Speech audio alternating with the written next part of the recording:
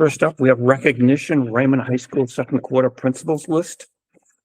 Steve has volunteered, maybe was volunteered to read the list. Steve will read as soon as he logs in. I thought I was all the way in. Apologize. Raymond High School 2023-2024 second quarter principal list received all A's for the second quarter. For the 9th grade, we have Andrea Alvino, Nicola Amovic, Maddie Callahan, Madison Dupuy, Lucy Ennis, Brooke Legere, Alyssa Tilton, Coy Vincent, Jackson Waterhouse, Sarah Wilkins, and Logan Woods. For 10th grade, Abigail Gilbert, Trevor Goulet, Claire Michalik, I apologize if I'm getting some of these names wrong, Rachel Nee, Theodore Pekalski, Abigail Richard, Xavier Santiago, Amber Serofian. For 11th grade, Tucker Sofa. For 12th grade, Madison Ambrose, Madison Branahan, Jillian McGrath, Alexis McKenney, Vicky Nee, Oceana Palmer, Violet Reynolds, Isabella Waldron, and Gracie York. Have a round of applause for everybody that made the. Congratulations.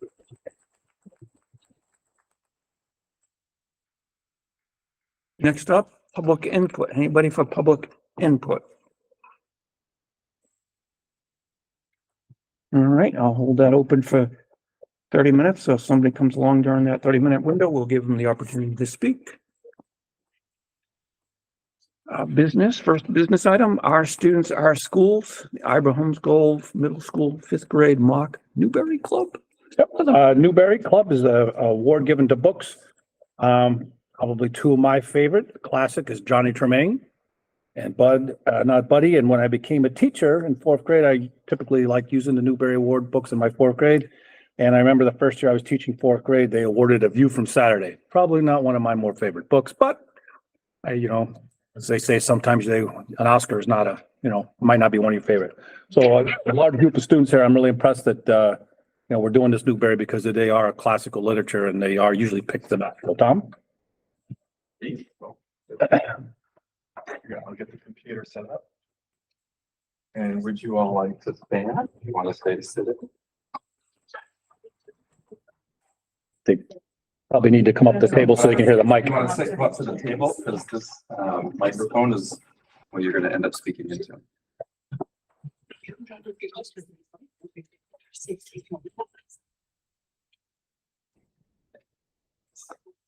And if the parents want to, they certainly are allowed to come up here and take pictures if you would like. If you're not, that's fine too.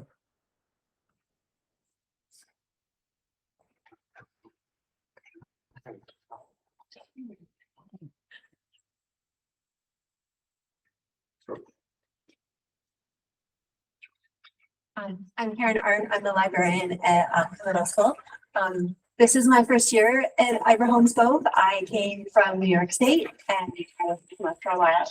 I started the Mock Newberry Club 10 years ago with a colleague in New York because I wanted to be able to collaborate with other librarians across the state because sometimes we can be very isolated by not having the librarians building.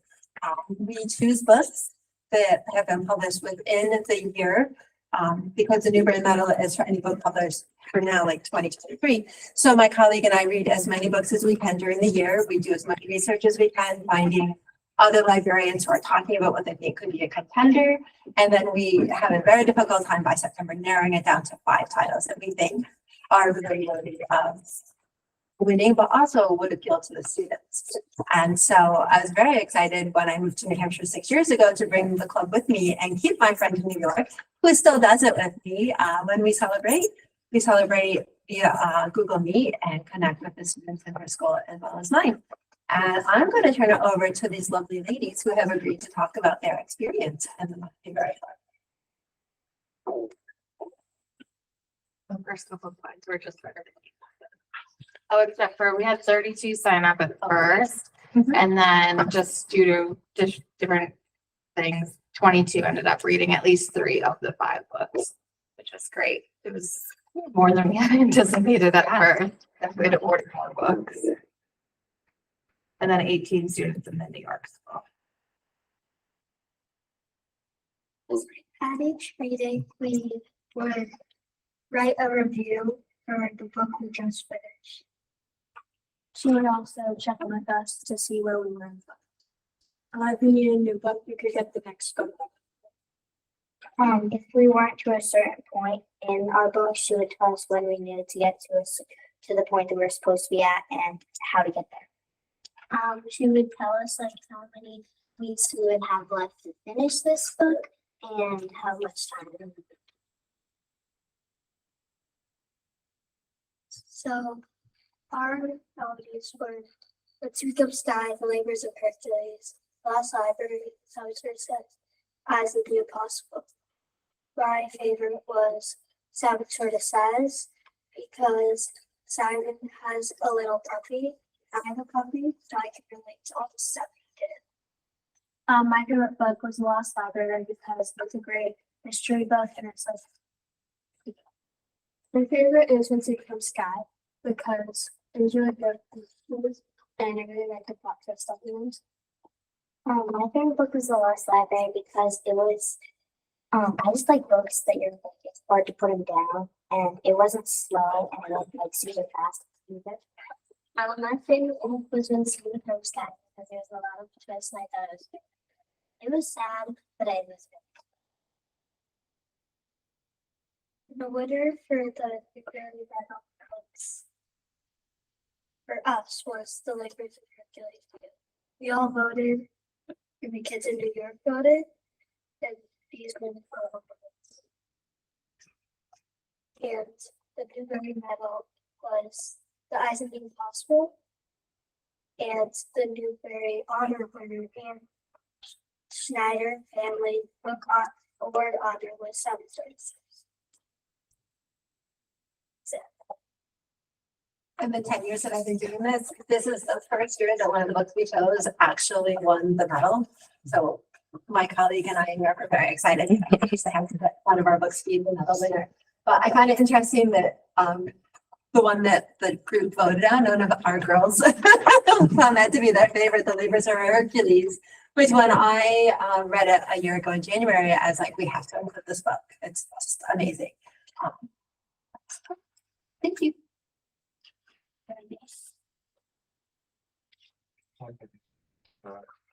Yep. Before we do that, if we could have introductions, please. I'm Eva Maldonado. I'm Olivia Mecca. I'm Olivia Scarpo. I'm Alexis Larsha. I'm Chloe Sutton. And this is Ulrich. Thank you. Questions? Go ahead, Joe. What was your favorite part of each book? I liked in From the Tooth of Sky, like there are cliffhangers on the end of each chapter, so you want to keep reading. My favorite part from a sea becomes sky is probably like very. My favorite part of The Lost Library is when they found out who burnt down the library and how. My favorite part of the Sea Becomes Sky was probably How was the interaction on the Zoom meeting with the kids from New York? How did that go? How did that feel? Did you develop some pen pals or anything like that? I thought it was pretty cool, like seeing some like kids by age from a whole other state. It was nice having like other kids that read the same books as us and like I think it was fun when we celebrated and found out like it was I really liked it because it was just different being able to talk to like different people from different like parts of the country and how they thought different books. I thought it was fun because we got to see how like other people reacted to it.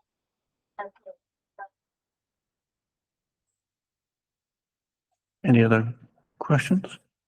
Go ahead. Make sure you touch base with Dr. Waldron and, put an ice cream on my bill, all right? No? You don't like ice cream? They just don't believe you. I know, well, I'll make Tom pay. Yeah, yeah. I don't have a number. Thank you very much for coming in. Good job. Nice. Thank you. Thank you.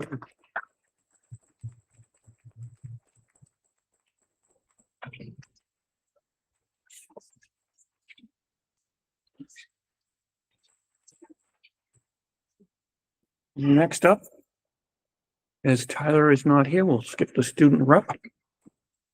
And, Countdown. and we'll jump into Lamp River Elementary School, Harbor Homeschool, Middle School, and Raymond High School Principals Report.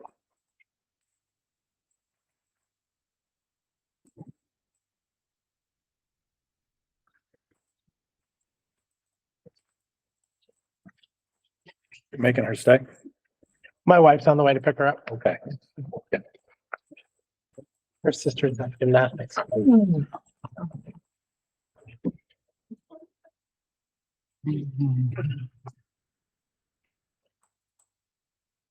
I don't know. Did you guys hear?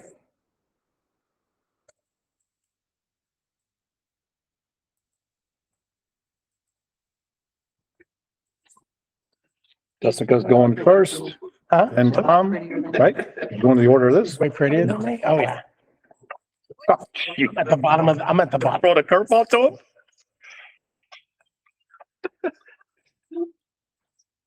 Archery. All right, Follow the dog. we'll start with Pete. Oh, There you go.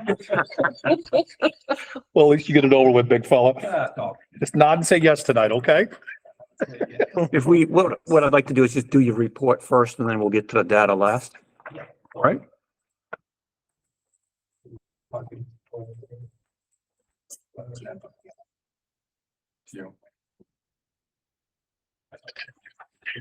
Oh, we got a new one on that. This is paper.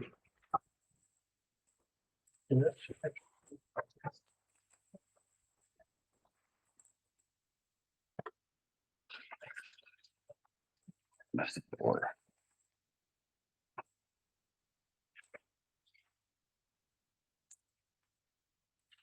Okay, good evening. I'll touch base about some of our highlights here for quarter two. Way back in November, we had applied New Hampshire, so this early on, it's a great program geared towards ensuring students have some type of plan following graduation. Does not necessarily mean, full college plan, but they have something ready to go for them. This almost full day event here had over 125 applicants to college sent out, over 27 different students. Where they kind of sat with a whole number of representatives from Great Bay Community College, director of first year admissions at SNU, and the admissions counselor and athletic liaison to Colby Sawyer College. So we make sure that there's a variety of people there for them to touch base with and work with. And as you can see here, 24 students have indicated that they are entering the workforce. We had 84 apply to colleges. A few indicate that they were going to trade schools and starting apprenticeship programs as well. And through that time, what they'll do is some of these representatives do come back to meet with students and or parents if they have any other questions about the process and going to college or workforce, trade schools or whatnot. We've had they spot them to meet as groups or as individuals with the families. That was a very big event for us, very successful. A big event in December was the annual Rotary Breakfast. So at this one, this was great. I'm myself a morning person. I'm usually in the building by about 5:30, 5:45 each morning. And that particular morning when I pulled up, lights were on, cafeteria was open, the students were in there cooking and preparing for this breakfast at 5:30 in the morning. So just to show that their dedication and thanks for what the Rotary has done. So that was a another big win for us here. And we did have the band play in there where they were playing a few scores from their winter concert, which was nice. January, we had the Bring 'em Back Days, which, not being part of this community in the past, I thought this was an amazing event. We had 5 students sit and talk with around 5 former students sit and talk with about 60 current students about what life is like after high school. Talk about financial stuff through college, what it means to be trying to plan for the future, the balances of, college life, studying, and balancing all of that. So there were 3 currently enrolled students in college. We had 1 student who was in a master's program, so yet still in college, but on to that next level. And we did have 1 student who opted to join the workforce right away. So they were all there talking about the different advantages and disadvantages across the board and all of that, which was tremendous. Our students, the 60+ students right around there, they were outstanding. The questions that they were asking, completely engaging. That was a very exciting, probably about 45 minutes question and answer for that class. So that was a great event. Then we had the SST sneak peek, where we sent over our sophomore students to SST over in Exeter so that they can do the programs over there, to talk about whether they're looking about applying for schools over there for next year.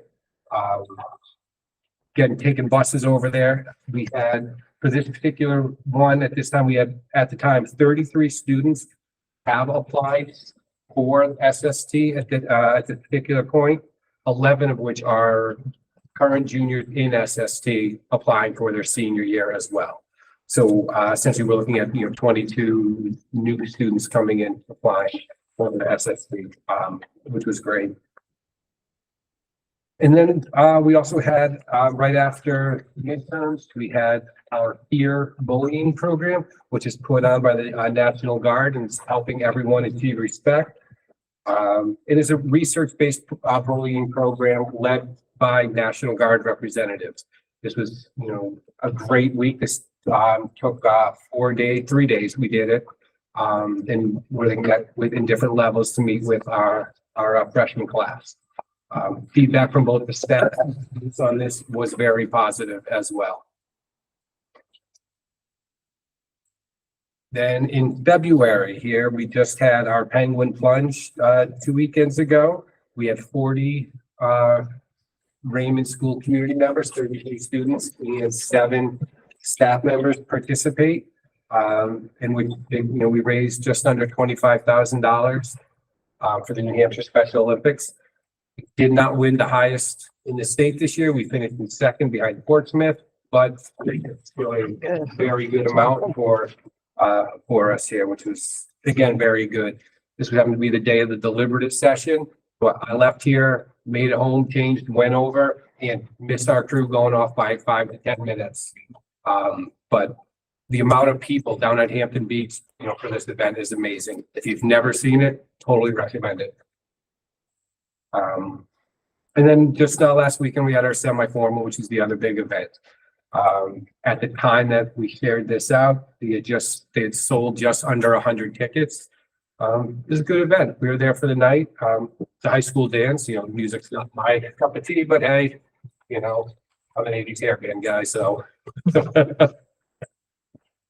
Acknowledgement. Moving on, we did have 2 staff members who were nominated and recognized for excellence in their field. Miss Londo has been nominated for the Extended Learning Opportunity Educator of the Year, Coordinator of the Year. And then Ms. Seikowitz, she was nominated and received an award for recognition in leadership in the education banquet at the Presidential Award for Excellence in Mathematics and Science. So that's, again, outstanding, acknowledgement for 2 staff members here doing very well things throughout the state. Winter sports. So we're winding down with winter sports. It's just the the NHIA tournament stuff going on. Boys basketball did make the tournament. Unfortunately, did not fare well in the first round, but we made the tournament, doing okay there. We did have 12 indoor track athletes qualify for states, with one who's qualified for New England. 8 bowlers qualified for states as an individual, and 11 wrestlers, 8 boys, 3 girls, have all qualified for states with wrestling. And those events were just last weekend, and I believe we still have 3 continuing on for New England.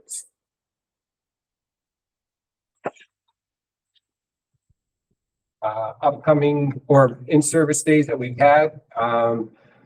In January, we were looking at the Universal Design for Learning, and then with training for grades, training for 6 to 12, and then Medicaid training, group grading workshops, which was cut short due to the weather we had, and completion of our suicide training.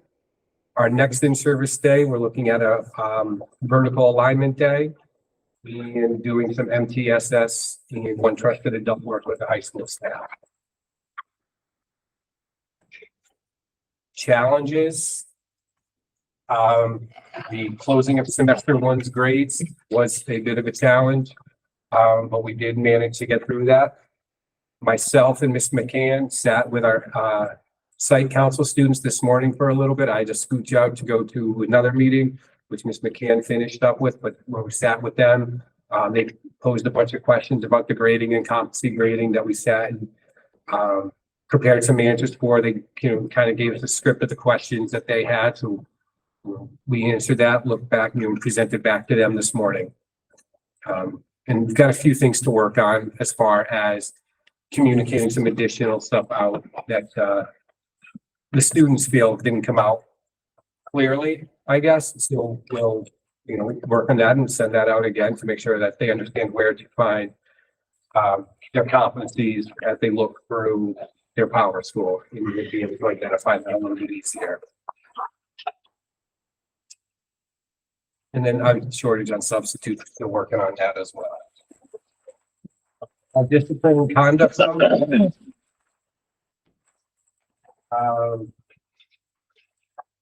Looking at these here, which is why you have the hard copies there. We were able to separate out minors and majors for the beginning of the year, quarter 1 and quarter 2, and then the minor and majors total all the way at the bottom. But our numbers might seem like they're up as far as the conduct assigned, but our overall discipline and referrals are way down, which is tremendous. It goes through a lot of the work that's being put in by the teachers and by the McCann here, who kind of oversees our discipline, doing a great job trying to keep all that in line. Top 5 for quarter 2 as far as infractions were defiance, skipping class, disruption, other category, and then disrespect staff. See all the year-to-date totals as well. You have, and again, that's divided out on your paperwork for majors and minors as well. We went back and kind of broke down the whole year. So moving forward, we'll be able to keep a more accurate track of the majors, minors, and then the totals all the way through. We did have one additional bullying report that was submitted online. It was investigated and found was unsubstantiated as well. Student achievements. We did have, the 29 students called earlier as our principal's list, and then another 101 students who made the high school honor roll, totaling 130 total honors given out this year. And we had last quarter. This past Friday, we did have a celebratory breakfast with them. Some representatives from the parent organization came in and helped set that up, and we called them all down. And about 100 plus kids down in the cafeteria, given their certificate of award, a little bit of a low key, just mingling engagement with them. which is very, very nice as well. Other student achievements to make note of. We did have junior Drizel Dupont, who was named an athlete of the week and has become Raymond's most recent 1,000-point scorer as a junior. That's quite a feat. He did this in the last regular season of the game, which did end in a win for the Rams. And then Hayden Robinson Sr. is the first Raymond wrestler in history to tally 100. Again, a tremendous accomplishment. It's still going as well as doing this. Okay, upcoming events, we have our winter athletic banquet coming up the Monday following vacation. The Monday after that, we have our Save a Life tour. And we have our district monster concert. We are going back and starting the Mr. Raymond pageant. That hasn't been done in a few years, so we will be doing that again. And that's going to be on the 21st. We have parent teachers set. Conferences set for a 2-week period of March 24th through April 5th. And teachers will be receiving an email once we come back from vacation explaining the process, how to choose their date and notify the appropriate or all the families and whatnot. So that's going to be all set. SATs are going to be on March 27th, and the PSATs we're going to do the 2 Wednesdays after that, and that's the 3rd and the 10th, I believe, and breaking those down as well. So we'll have all those dates squared away within the time frame given to us by the states.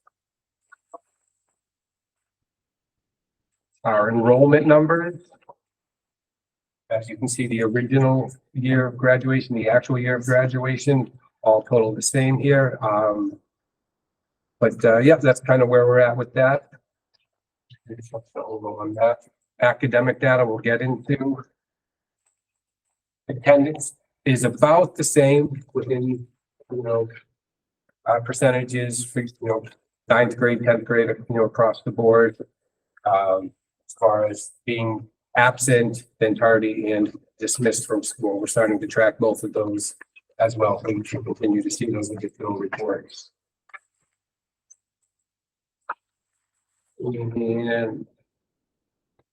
And staffing, we did have 1 staff resignation that we are still in the process of hiring for. Another application just came in. We've had some interviews. Looking to get that filled as soon as possible. And we do have a proposed replace our athletic trainer, which is coming to Exeter Hospital. So once they get fully on board, over that year, we'll start coming over to cover our athletic event. We have a grade report, the big one there. We'll wait on that. We'll have we'll do this, all the principal reports and then hit the data last. Sure. Questions for Pete? I have one. Do we know how many 1,000-point scorers there are in Raymond history? 3 or 4. So, I believe the last one was 11 years ago, from what I've been told, and 11 years ago. There's a ball downstairs in the case I walked by. I think there's 3 balls down there. It's pretty tough. That's quite the accomplishment. This is my first time ever in 25 years I've been associated with anybody in the school hitting that mark. Yeah. 2/3 of it anyway. Did he get anything for that or what? Just, Already handshaking a basketball with his name on it, says 1,000 points. all right. But I'm not, No cash awards. no, not on. His jersey or do we hang up? I don't know. Come on. His name will be in that trophy case with his For name. probably on a the very ball. long Yep, time. for a very long time. Yep.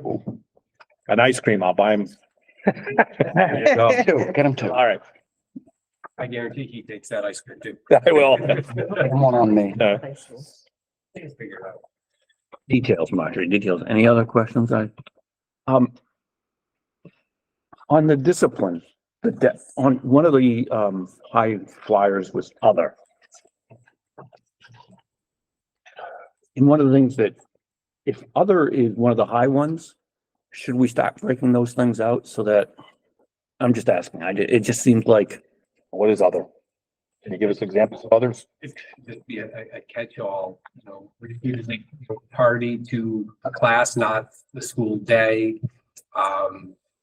It could be, oh gosh, they left class a little bit early, you know, snuck out the door. Not the, Here at Raymond High School. like, yeah, it's like little things. Well, and the Or reason like I, maybe vandalism. right, and the reason I bring it up is because when it's in the top five, it's hard, I would think it's harder to try to resolve that if it's mixed amongst the masses, right? Right. When you have defiance and you're trying to resolve that, it's pretty clear as to what the issue is, right? So that's all I was asking, is just to, if it doesn't make sense, it's fine, I understand, because sometimes we create more work and it's not really worth it, but anyways, They're laughing. I'm not, I'm agreeing 100% with you. Oh, I broke my pen and the thing went flying over at John. Well, let's not have that again. we've mentioned the SAT is the 27th, and that's state dictated. Is that The correct? state gives you a 2-week period. Okay. That you have to do the SATs in, and they give you a month period that you have to do the PSATs in. And is there a reason why we just don't do them all in the same day? And the reason I ask is because we're gonna have all these juniors out of class. How productive is it gonna be for the rest of the class, especially if it's a large class with a lot of juniors? And I'm just asking, what's that? Pull your ID. Yeah. Thought, we had 2 schools What? of thought up. He's got a school of thought that he, Oh, okay. We had 2 schools of Yeah, thought. no, up. I'm, One was to go by class, so freshmen, sophomores, juniors, each do one day, while the rest of school is kind of doing the regular school stuff, so we don't lose a day.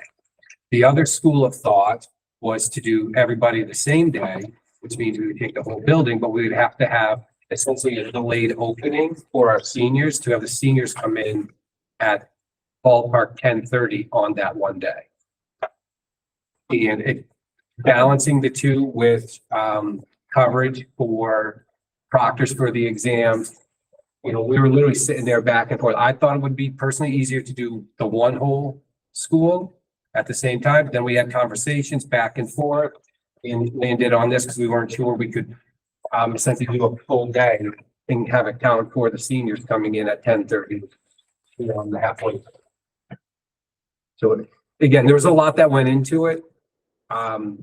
In working with, you know, the counselors and conversations with Ms. McCann, this is kind of what we landed on to go with, you know. And what will happen is freshmen on that one day, they'll go to the gym, they'll take their exam while the rest of the school is doing it. When they're done at 10:30, they just jump in and go to the rest of the school day like everybody else would.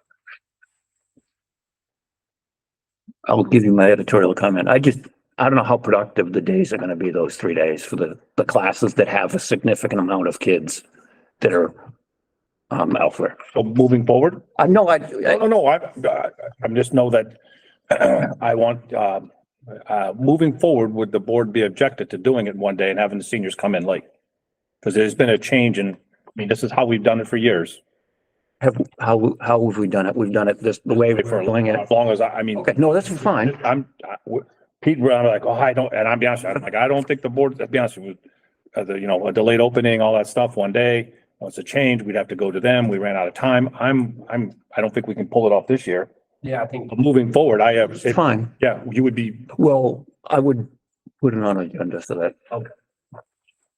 And we can not worry about that. Yeah. We can do that down the road. okay.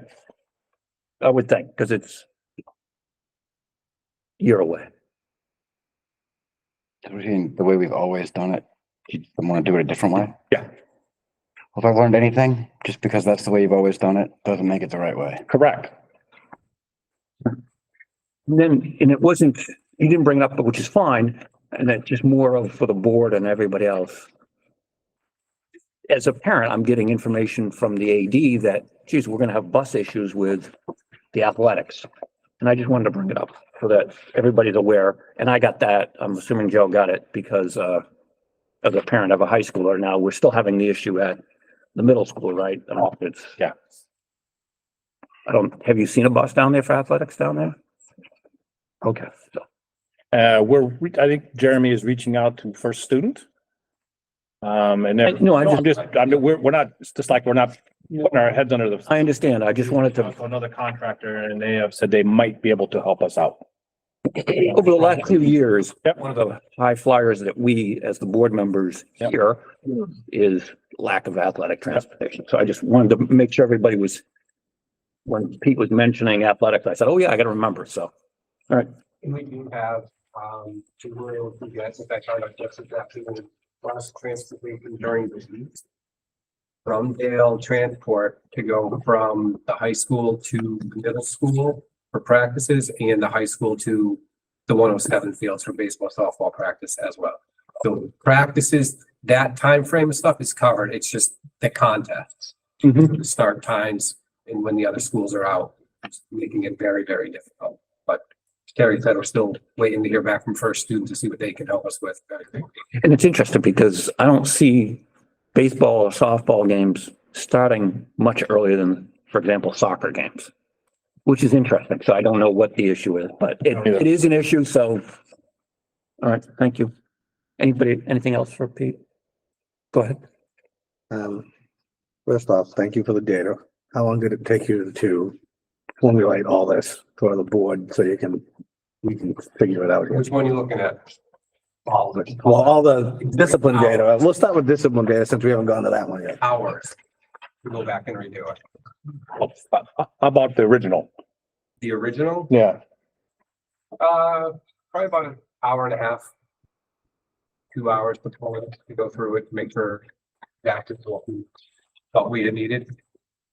Is it going to be easier looking forward to be able to just plug these in as you're disciplining? That is the absolute hope, yes. Putting the work now to make it easier later. So we'll do it now and hopes that we're good.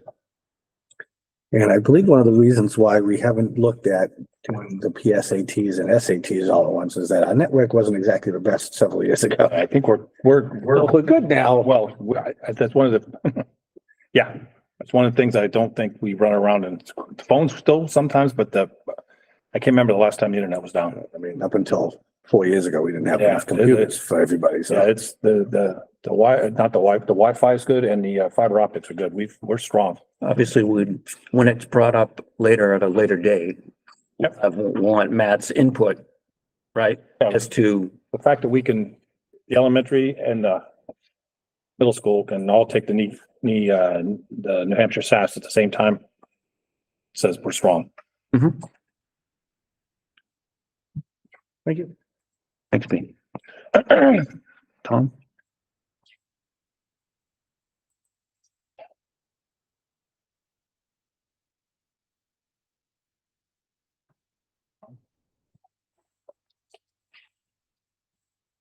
Okay. Looking at my report, starting in November 15th, there was Thanksgiving break. Not much else going on the last week in November. December was a very busy month. There was a lot going on. We had a handicap project going on all month. We had parent-teacher conferences that month. Half the Junior Honor Society participated in South America at Walmart. The 7th grade took a field trip to South Peter. 5th grade took a field trip to O'Neill Cinema in Wonka. And we had holiday break. In January, when we came back from vacation, we did our second diagnostic for our iReady diagnostic for math and reading. We'll be able to look at that data later today. We hosted the New Hampshire Southeastern Superintendent Conference in the IHGMS library. That's the first time that Raymond's hosted that conference in quite a while. We had Professional Development Day on the 22nd. It did get cut short because of weather. We had a Holocaust survivor, Katie Preston, come and speak with our students about her experience with really the message of why it's important to be good to each other. We had that assembly for grades 5 through 8. We had the New Hampshire primary voting day at IHGMS on the 23rd. The DARE program began in January, and that's continuing. In February, We did have a small team of teachers attend a NELMS conference to get some resources and some help building a new master schedule for next year. We don't have that totally mapped out yet, but it did help us kind of figure out what our priorities are. I got a nice lesson on all the different ideas that have been tried in the past and got a lot of feedback on about what people liked and what people didn't like. So that helps me kind of figure out which direction we're going. We had our Valentine's Day dance, and we are currently in the throes of Spirit Week. So I didn't wear my snazzy outfit that I wore yesterday, but rest assured, I've got some good outfits for the next couple of days. Acknowledgements. So we had a RAM rally yesterday, so I actually have names that I'll include for the next one, but the previous one, 4th grade RAM award, friendship award, is Julian Mell. 5th grade was Juliana Burley. 6th grade was Julia Bartlett. 7th grade was Addison Campbell, and 8th grade, Mia Hillerby. So these are awards that go out to people that represent, they really embody the 3 school values, which is the cooperation, responsibility, and respect. So a continued shout out to the parent core group. They're amazing. They continue to do things to fundraise, to provide supports and resources and opportunities to teachers. Continue shout out to the RCFY for being a great partner, empowering our students to live healthy lives. We recently had a local Raymond resident donate an exercise bike. We're going to put that in our RAM room as part of our regulatory station. And right now the PCG is preparing for Rafflemania. And so we are fortunate that there's a lot of in the surrounding areas that are donating. And so just kind of a shout out to everyone who's making Rafflemania possible. We also had a teacher who was nominated to be considered for the 2025 New Hampshire Teacher of the Year. So that's Ashley Meyer. She's in the 4th grade and she's going to be a team for the 4th grade. Some updates. So staffing updates. We've tried hiring a couple of people that hasn't been stuck. So when we were talking about it, we decided to change the model a little bit about who we were attracting to hire. And so instead of a paraprofessional position, we've changed it to a behavior coach position. So our hope is that if there's a little bit more money behind it and we have a little bit more criteria for someone having a behavior background, that we'll get the right fit. And similar to the high school, we've been having district conversations about discipline in general and kind of making a philosophical shift more towards restorative discipline. And so I think the traditional green room has been like students come down and they sit and they just have to be quiet and not, make a peep. And there's a time and place for that. But I think we're hoping for is that they can, instead of that time, which feels a little bit like wasted time, that we can use it a little bit more valuably, that we can use it to have students reflect the process on, what decisions landed them down there, and then to take some action steps to try to restore whatever happened. So that might be restoring a relationship with a teacher or with a peer, but we're hoping that we get the right person for that.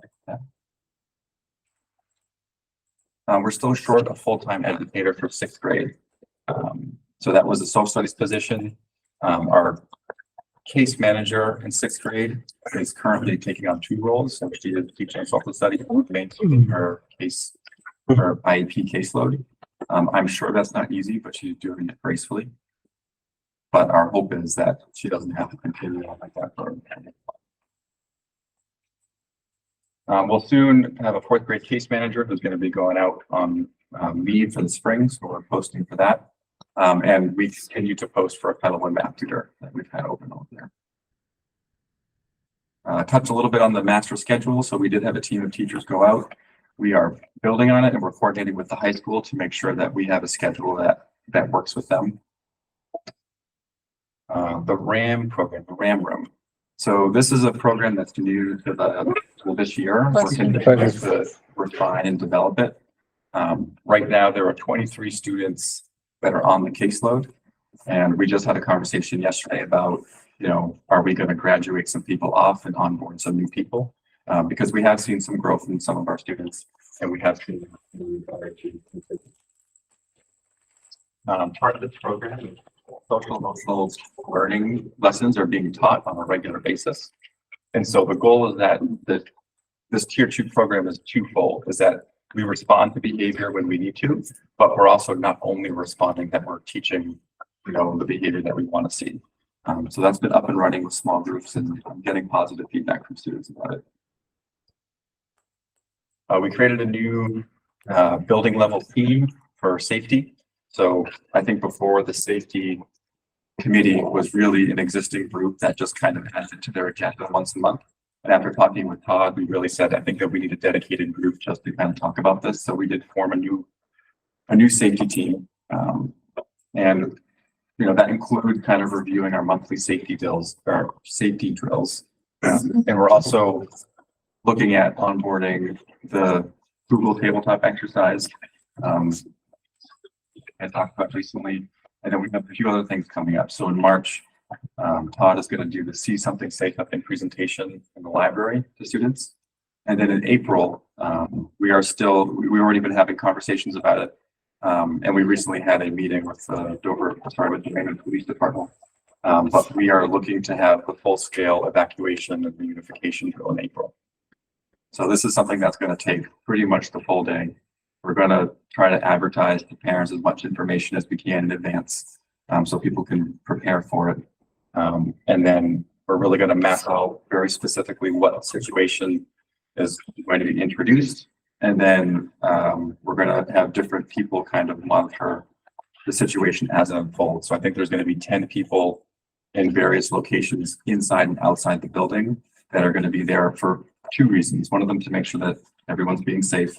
The other one is to really take notes. And so when we come back to debrief, we can talk about what worked well and what didn't work well. Some of the challenges, staffing, not having enough subs, not having enough parents. That's always a challenge. We make it work, quite sometimes it's like a shell game where you just kind of have to shuffle and keep moving people. Nobody can stay in one spot for too long.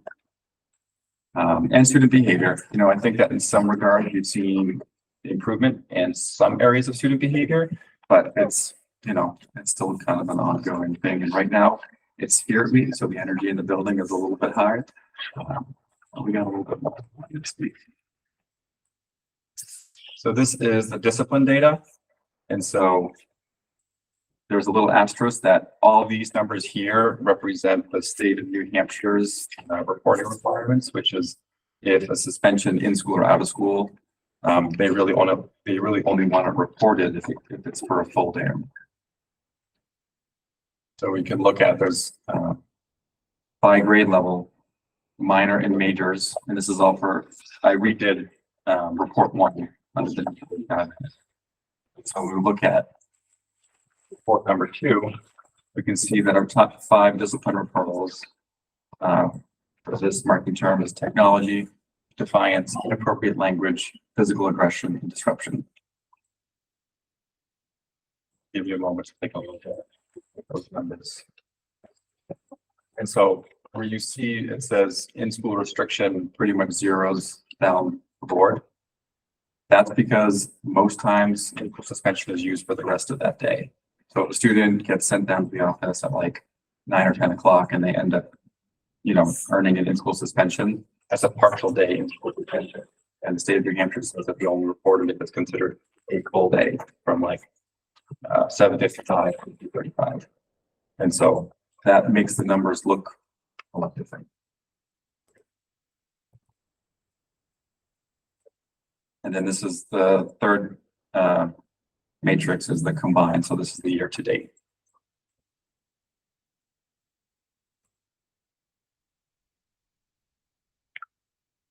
Looking at student achievement, this is the honor roll from the first trimester. So we don't do honor roll for 4th and 5th grade, but we do it for 6th grade. So in the 6th grade, we had 23 students who met honors and 1 student who met high honors. In 7th grade, we had 40 students who met honors and nobody who met high honors. And in 8th grade, we had 28 students make honors and 6 students make high honors. So that's a total of 98 students being on the honor roll last trimester. I've got a link here to the I-ready data, which we'll go over later. Bullying, we received one more formal report.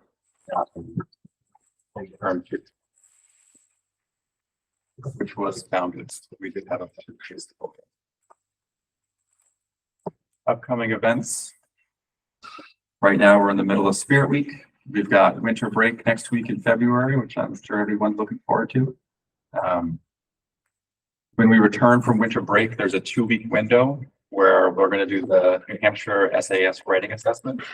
So we had the conversation as well about, are we going to do the entire school in one day, or are we going to stagger it? The feedback I got from all of my teacher leaders was, please let us pick the day that works best for us. And so we're going to do it over a couple of days, and it's going to be one grade will do it for the entire grade on that day. We have a professional development day coming up on March 12th, which is really going to be vertical alignment. We got the principal coffee hour coming up March 14th. And of course, March 29th, Rafflemania. That's the report. So I'll open up any questions.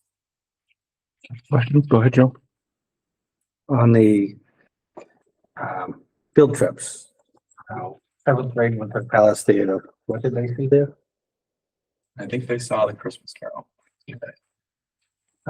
Which, you know, it's a theater experience. Not every kid gets to do that.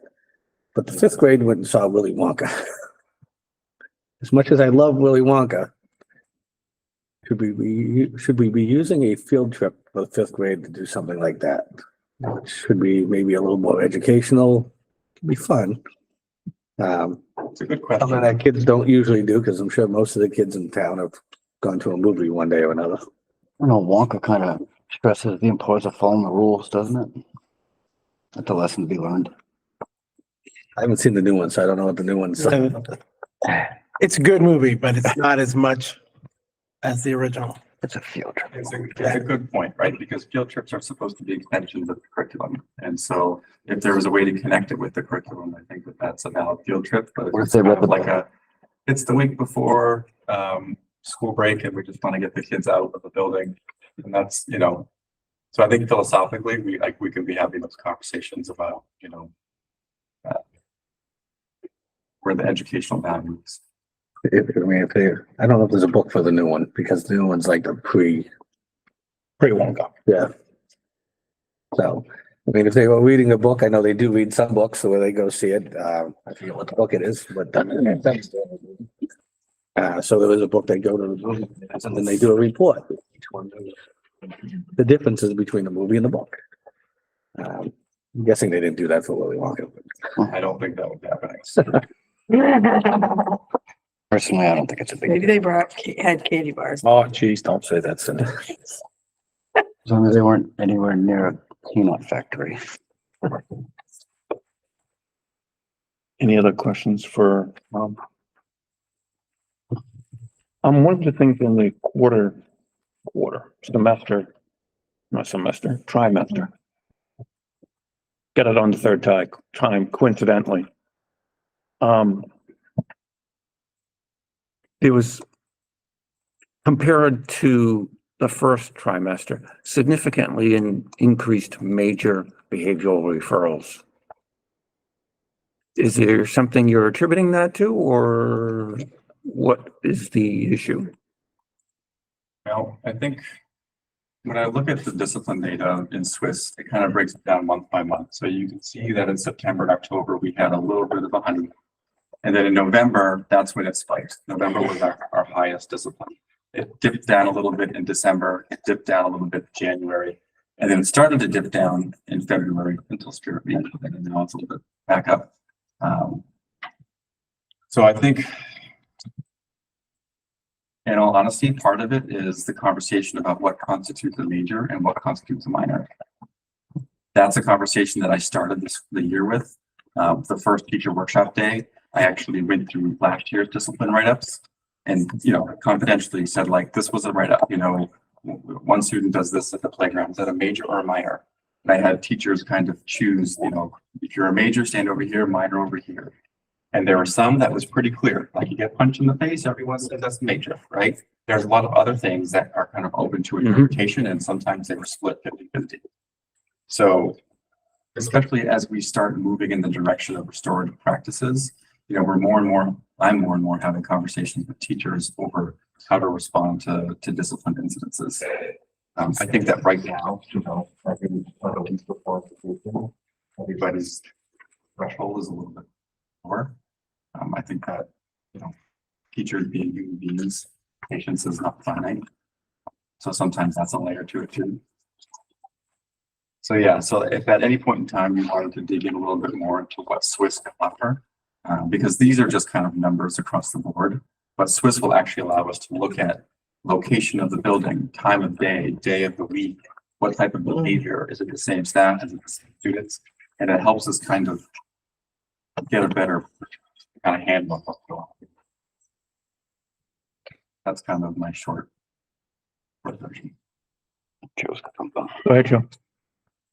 Looking at the data from last year at the elementary school, I can see why we had more, especially in the fourth grade, because we did have several disciplinary issues last year in the elementary school, pretty much all the grades. But I think third grade was a pretty decent one. Because now they're at the middle school, to say they're causing havoc there now, but your disciplinary, you know, issues, referrals went up 1,000, which is huge. I mean, you more than doubled. You know, it's like 140%. Right? When I look at the breakdown by grade, 8th grade is very high. They're, I mean, at least triple the other grade right now. The second highest grade would be the 4th grade. And so I think with 4th grade, it's that transition year, you know, they're still trying to figure out how to keep their bodies, keep their hands themselves. The lowest discipline was 5th grade. And so, you know, we'll also look at their academic data, but I think that when I look at this from a discipline perspective, I see the value there. Is that if they're second year with their teachers, they've got more established relationships. And so we see, at least in this year's data, much lower rates of discipline problems. What I found interesting with yours is that usually, you know, the 7th grade was good one year. They're usually pretty good the next year. And this year seemed like they were pretty good last year, and this year they're off the charts, getting referrals again. Yeah, and so when you look at just the number of referrals, it looks big, but I can tell you probably several hundred of those are technology. So it's cell phones. So it's not like kids are necessarily becoming more defiant or more disruptive, but they are getting more referrals because more and more they just got their phone out, or they have an earbud in, or, you know, we say put your phone away, and then they're on their smartwatch, and, you know. And then with Go Guardian, you know, it's helpful because it flags when students are going to non-academic websites and doing non-academic work. And so it helps us kind of know when we have to address a student. It's like, hey, I can see how much time you've been on YouTube compared to iReady this week, and let me tell you. So that's also that's our biggest referral right now, is technology coming out of the 8th grade. I talked about this before. Is it to the, I mean, I know when you get up to high school, most of the kids have earbuds in with them class to class. They can use their cell phones in some class, depending on whether the teacher lets them or not. Is it to the point though, in the middle school where you get the lock bags and you lock them up and you don't get them until the end of school day? So we don't do that systemically. Right now, what we've been doing is more targeted. So like if a student has multiple cell phone violations, you know, at a certain point, I will say they have to turn their phone into the office and pick it up at the end of the day. Our handbook policy says that I will take their device and keep it in my desk till the end of the year. I'm not doing that for multiple reasons. I don't want to get sued. But what I have been doing is saying, okay, you're on a contract this week. Every morning, you have to turn your phone in, and every afternoon you can pick it up. So first time we get there, it's usually a week, and it might be a couple of weeks or a month. And every once in a while, it's permanent. But we try to do a more tiered, targeted approach because, I mean, I'd say that, you know, the vast majority of students are pretty good. But there are a handful that they're just kind of really attached to it. It comes out a lot. It's attached to their cell phones. I want to stop that. Go ahead, Tom. So whatever you say in the handbook or policy says that you would keep their phone for the year, can we review that as a, So. District? 'Cause I would not agree with that. The handbook, and I've already made notes for proposals for next year, and that's one of them. I would not agree with doing that either. It's just a recipe for disaster. Try to keep somebody's phone for a year. Can we even really keep a kid's phone? I would venture to say I no. mean, yeah, even overnight, That's, It wouldn't be on. $1,000 no. yeah, I would be not happy if my kid didn't have their phone. I can understand for the day. No. He leaves with it. I mean, there are local schools that do lock them up now and say, you can't have, you come into school, you put it in, and you leave. And usually it's the younger grades. Some of the high schools don't do that, but Isn't that a fight though? Is that a fight we want to pick? And that's the one thing is that there are a lot of parents who want their kids to have their Mhm. phone for many reasons. And nothing you say is gonna change their mind. And that's the hard part is I think if we had a collective buy-in, that would be probably a good intervention, but I worry about how many people would buy in and how many people would do this. So one of the things I'm learning, when I do the intervention, turn your phone in, right? Student comes in, oh, I didn't bring my phone today. It's like, okay, so what am I gonna do? Shake you upside down, and see if the phone comes out? No, but if at any point in time I see a phone out today, well, guess what? Now you've got, you're double jeopardy because now you're relying on top of it. But that's also sometimes, with the permission of the parent, right? Say, just tell them you don't have it, so that way if I need to get in touch with you, I can get in touch with you. So that is something that I'm trying to navigate because I understand many parents, I understand their concern. But also at the same time, we're trying to make sure that we have an orderly environment. Tough one. yeah, I mean, we still have landlines at the school. Like they Yeah, can't call and say, I need to talk. But nowadays you got kids, every kid has some sort of anxiety. Parents are also afraid that their kid is in danger when they go to school. It's just not a fight you're gonna win. I wouldn't even pick that fight. And I love picking fights, Joe. You know me. That's just not one that's just one I would stay away from. It is hard though, as a teacher, to teach a distracted student. If they, Some of the technology violations are not cell phones because this, is pretty much has almost everything that a cell phone has. So, when we give them all their devices, unless we're able to see the screen at all times, like there's plenty of things that they can be doing, messaging, texting, social media, gaming, whatever. So even with the phones away, they'll still play music, they'll still find a website that they shouldn't have access to, and they update our filters. Keep us on your toes. Kids are smart. Oh, yeah. Not that I'm asking you to add another layer of data, but you have a sense of what percentage would be the technology, or is it just 10%, maybe half? I would say probably more than half. You mean of the technology, how much of it is phones versus computers? No, of the total major and minor behaviors, how many of those are technology? I could get that info to you in about 5 minutes. That would be cool. Maybe while you're reporting on. TikTok. Great answer. Oh, yeah, 458, I would get. Yeah, that would be curious. Just after everything you were saying, it makes me curious to know, because we have the top 5 here, but is it heavily weighted that it's 80% technology and then the discipline, it's still something we have to deal with, but it's not an aggression, It changes the numbers a little bit, Yeah, it just changes the texture of Right. this data a little bit. That's the context, right? Start clicking, Thomas. Yeah, I will. It's pretty easy. I can pull it up with my fingertips. I want to make sure that I'm not going to. Nice bragging. walking right into Dr. Aldrin. Set the timer. He's an Excel guru. Getting more special by the minute. Thank I you. had a question about, Go ahead. middle school library. We had your superintendent meeting. Yep. We got that new carpet down there now. Oh, Was that what I want to say, they were extremely impressed with everything. I like it.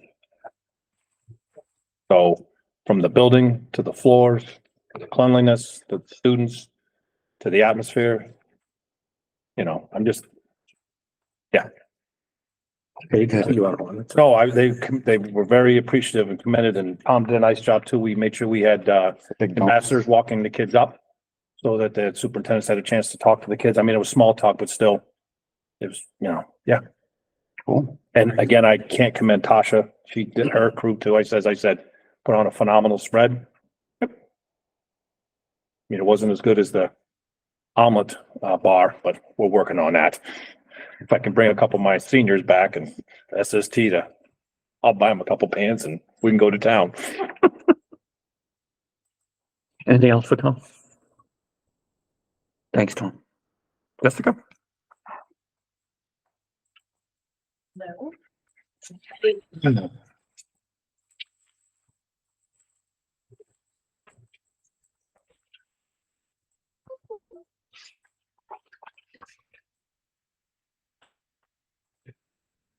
Report, in December, we had our last fall field trip to South, and again, a positive experience by students. And PTO, I'd like to have them in my announcements, but I want to say a lot of what I'm going to report on, it's been wonderful at school with the PTO, the teachers, and all these events have kind of meshed together really well. So like when we convene, we feel kind of involved, the teachers, the families all together. So how that grade 3 had a musical performance. I was very impressed with that evening performance, and the special part was the next day they performed the entire school. So to be able to hold the attention of kindergartners, first and second and third graders so well was just very impressive. It's a great moment for the school. January was the benchmarks. We also had the Ellis Island Simulation Day. The students presented to in January. Yes, in January. And then the next day they actually had it. February's kind of had a lot of spirit. We had the 100th day of school. That was a lot of excitement. Valentine's Day is a big deal in elementary school. Then we just decided to make the whole focus on kindness week. So that's been a 2-week event where students have been challenged to do an act of kindness from a list, and then submit that for raffle.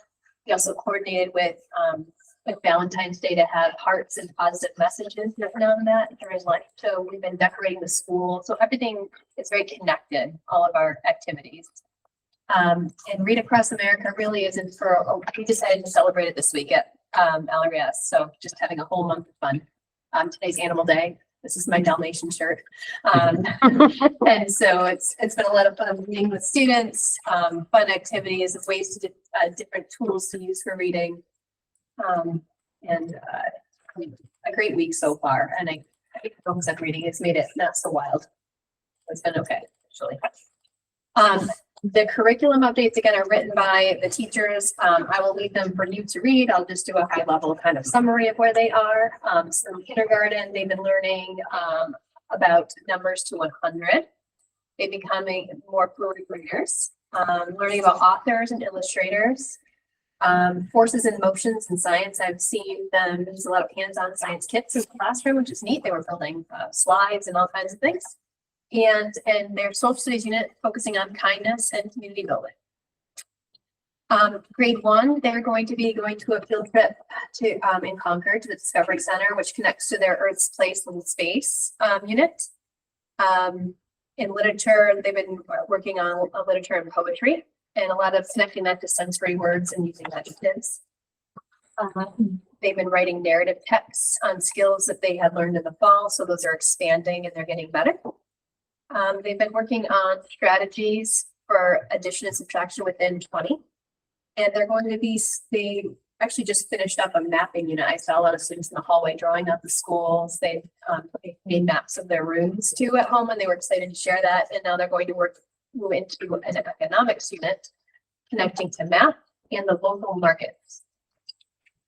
Second grade, they've been doing their personalized learning. Citing reasons and examples. And all of this is all connected to the iReady curriculum. So they've been following that, and they have very unique pieces that the students have been enjoying. In science, they've been working on matter, and in social studies, studying civil rights leaders. And for third grade, they've been working on multiplication. Life cycles between the animals. Humans. Now they're going to go into a history unit where they're studying local Raymond history, which is the first grade unit that I've seen around the state. So your local history.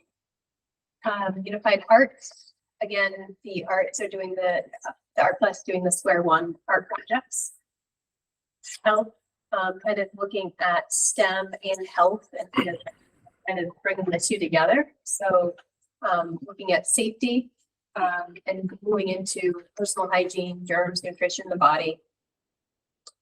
Music, as you can see, the high quality instruction going on there, but essentially it is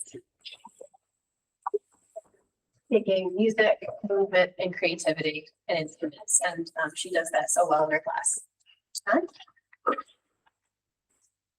PE, they've been working on kicking, soccer skills, and I've also walked in and he's been doing a lot of team building activities with fun challenges where there's like a physical element and a lot of where the teams have to work together to move some hula hoops and challenges like that, and students enjoyed that.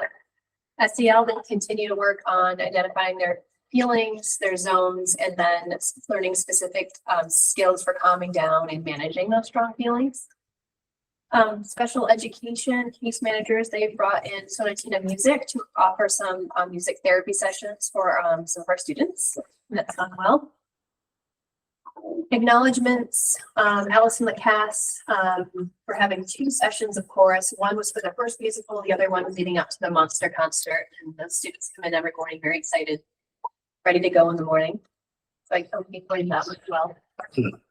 I know they CELT quite often, so we just continued our partnership with CELT again. So we had all of these staff members come from a variety of backgrounds, UAs, classroom teachers, OT specialists, people who really have an interest in this program. They've joined our team for the plan out for the next school year. So we've met. We are looking into kind of extending our role with CELT. So having them come on site and provide using our actual our space, our outside space, teaching, providing professional development to teachers to show them how to kind of integrate instruction with the outside space and also connect it to our science unit. So we're kind of planning all of that for the next school year. And work with lots of enthusiasm around that. Updates, we are right now looking at PLCs, being leaders for PLCs, that they're looking at their data for the benchmarks. They're looking at their grade level data and their individual data and reflecting on what they can do from now into the spring to really support students and boost their scores, their learning. The in-service day was about personalized learning, the MyPath for iReady, which is really helpful. And we've been really pushing that. Now that we've learned the curriculum, the second half is really taking on that component of our curriculum and providing PD and focusing on that. And the teachers have done a great job with balancing all of this. At my staff meeting in March, the Universal Design for Learning, which visited on the snowy day, they're going to come and provide a condensed version for my staff. So I want to make sure that they get to hear all of those. Just general differentiation tools that you can provide to all students with those barriers. So I'm looking forward to that presentation. Then our vertical alignment day in March. And also in March, we're going to be participating in the learning walks. So reps from iReady will be going into the reading and math classrooms and observing, taking notes. And the next day, they're going to meet with the teachers and provide the feedback. So the coaching of where you're doing a fabulous job, and that's been the response, but what are the next steps with implementation? And we did this in a couple months ago, and it was well received, but we wanted to extend it further by having them actually come the next day and provide that feedback to teachers. So I'm looking forward to that. Challenges, we actually have been hiring some paras and teacher subs, and they've been wonderful. I'm happy to have them, but even with that, we still have some openings that we would love to bring more because when we're days that we're fully staffed, you know, behaviors are better, it's a smoother day. So the more we can hire, that's what I'm gonna keep focusing on. Discipline, Tom did a great job explaining, and so did Pete, the shifts that we made for the reports. So our first report, as you can see, kind of minors and majors were kind of balanced here. And into the second report, you'll see that it's overall down, but I'm noticing that there's significantly less minors, which makes me feel that teachers are doing a great job with handling inside the classroom, minor behavior being directed. Movers are up, but when you look at Swiss, like Tom said, we have like bar graphs of the months. I do see mine spiked in September, and it's actually going down. So even though you can't really see it in this format, the behaviors are decreasing. Especially from November, December, January, that they are going down. I think some of the higher majors, again, we empower teachers to put in the referrals because we want data. We want to know what students are doing. So we never give the message, don't put it in there. So they are. And I think some of the definitions for like out of bounds, for example, in my opinion, that it's something, you know, the student just kind of left the classroom, that's a major. So to me, that's, it's different from some of the other infractions. So that kind of explains some of the higher numbers to me for the majors.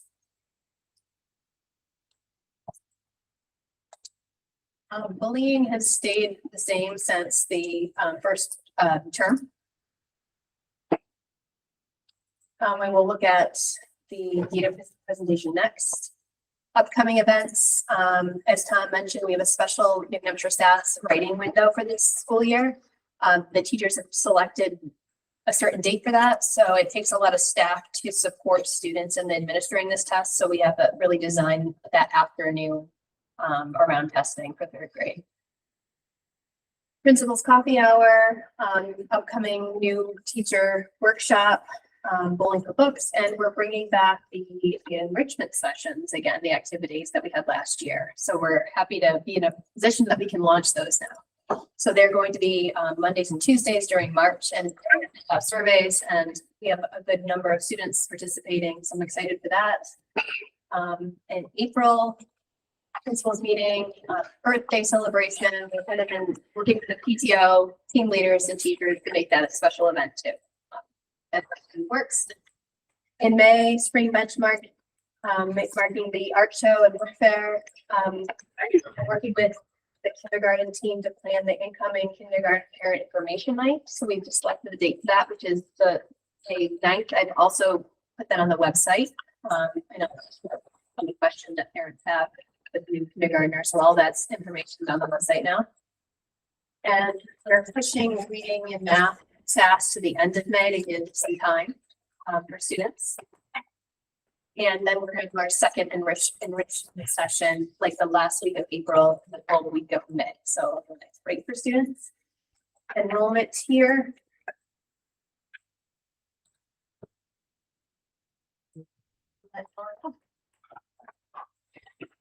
Questions, comments for Jessica? I just like to comment that I was in there yesterday, reading to Mr. Ellismore's class. My stepdaughter's in there, and it was a story about a boy who brought a penguin home from the aquarium, and they were very upset that you cannot take a penguin home from the aquarium. That was a major, they couldn't get past that whole point. It was pretty funny, but I had a good time. They were good kids and some fun stories. I was glad to be able to do it. I just wanted to mention, we talked about the decodable books, and I didn't hear back from you personally, and I didn't hear back from the library people personally. So I just recommended some books, and they did buy several books. They're Usborne books, and a lot of them are really fun. Like there's a place for the, more proficient reader, and then there's a simple page. So if you ever, have anybody asking, there's several, like she bought a couple different sets of them, like, all different, a little bit levels, easier and then, a little more difficult. And so that was, I just wanted to let you know that so you can spread the word. I will hopefully have my librarian reach out to you because we've been looking for them as well, but they're all soft cover, these hardcover books that you're able to find. No, well, they are soft cover. They're kind of little sets, yeah. So but they do cover them in, they're not going to be the same ones that you would recommend. Because, long story.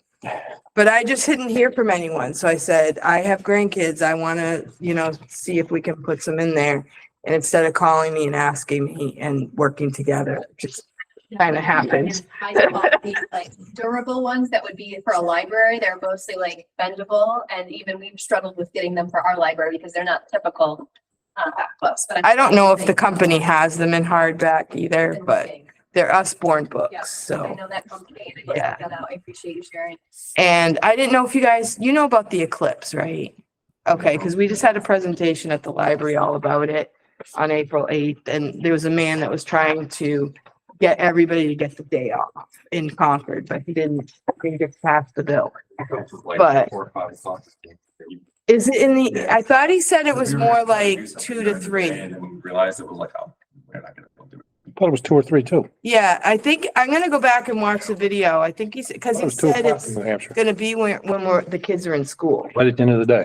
And he's like really big on telling everyone to be like, so you can be prepared, so you don't, like, he gave the example, oh no, it's the eclipse and everybody hides, he's like, we should prepare, know what's gonna happen, know what to do, and not to hide, but to be able to experience it to some degree. Used to poke a hole in paper and then hold it over another piece of paper. Yeah. Watch it that way. So this is like one that you'll only see in one in your life. There's a total blackout. Yep. Yeah, Cool. Can and have it's the going welding from helmet. Texas all the way up to New Hampshire, so What's the date? April what? 8th. I did not. The north you go, the better it is. We won't have a full one here. I did mine. Get up the White Mountains. It's Still, Yeah. whether, no, it's still. going through I mean, it would have been nice if we'd had more people at the event, but Our science department is taking their day to go up and actually writing curriculum for it to talk about, bring back to the science class. And he's putting in for professional time to do that. yeah, because like Northern, it's gonna be 100%, but here it's gonna be between, I don't know what you said, How long does 95, that last? 96. 5 or 6 Few minutes. minutes, yeah. Yeah, it's a lengthier one. And he said, and you do need the eclipse glasses, and he said you can get them like They have a grant through the state, but I think if you didn't request them, you can't. by now. He said they might be like running out, Yeah. but I got some. Oh my God. Library. Let's hope for a sunny day first. Exactly. That's what we don't know. It'll be raining. Weather. Oh, yeah. Rain. Thick. Yeah, that will be a bummer. Nor'easter. Nor'easter. Yeah, it could happen, April. Anything else for Jessica? Yeah, I Go just, ahead. I actually, my daughter was in the fall Christmas musical performance. And I think they did a great job. It was a lot of fun. She loved going. She loves the Miss cast. So we were just very happy with it. It was great. Yeah, the chorus thing was a huge hit in our house too, and Yeah. play was a lot of fun too. The I enjoyed Elfs. that. Yeah. Great. Yeah, they were great. Do you have anything else for Jessica or is it nobody else says I want to back up on her? Okay. Two things. I'll mention this because it's not a former high school student who went to SST. Spencer Cunningham, he's actually going to be competing in ABC's National Craft Championship in March in Orlando. And DECA's actually sending him down there and stuff like that. And he went to SST and did, it's going to be the pipe fitting competition in March. So that's supposed to be on ABC. He's a current student. Nope, he's a former student. He graduated. Okay. And went to SST. Speaking of SST, we have 44 students in there now. We're going down 32 to 33, which is a 25% decrease, which is, I'm hoping not the entire, like it's going down 25% yet. You wouldn't know this. Have we seen an increase after the initial sign up days in the past? Yes. That was just the initial, right then and there, the ones who had applied at that particular time, yes. Okay. So typically that number does rise. I am a firm believer that the ELOs are impacting SST. A young man could go work in a welding shop instead of going to welding and kind of do it on his own time. You know what I'm saying? I'm a firm believer on that. That is having an impact.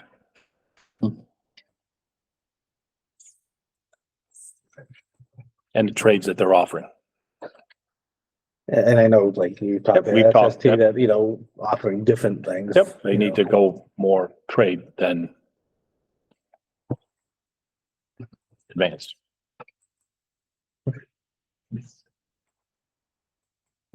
All right, That's my 2 cents. Jessica, you want to do the, your data?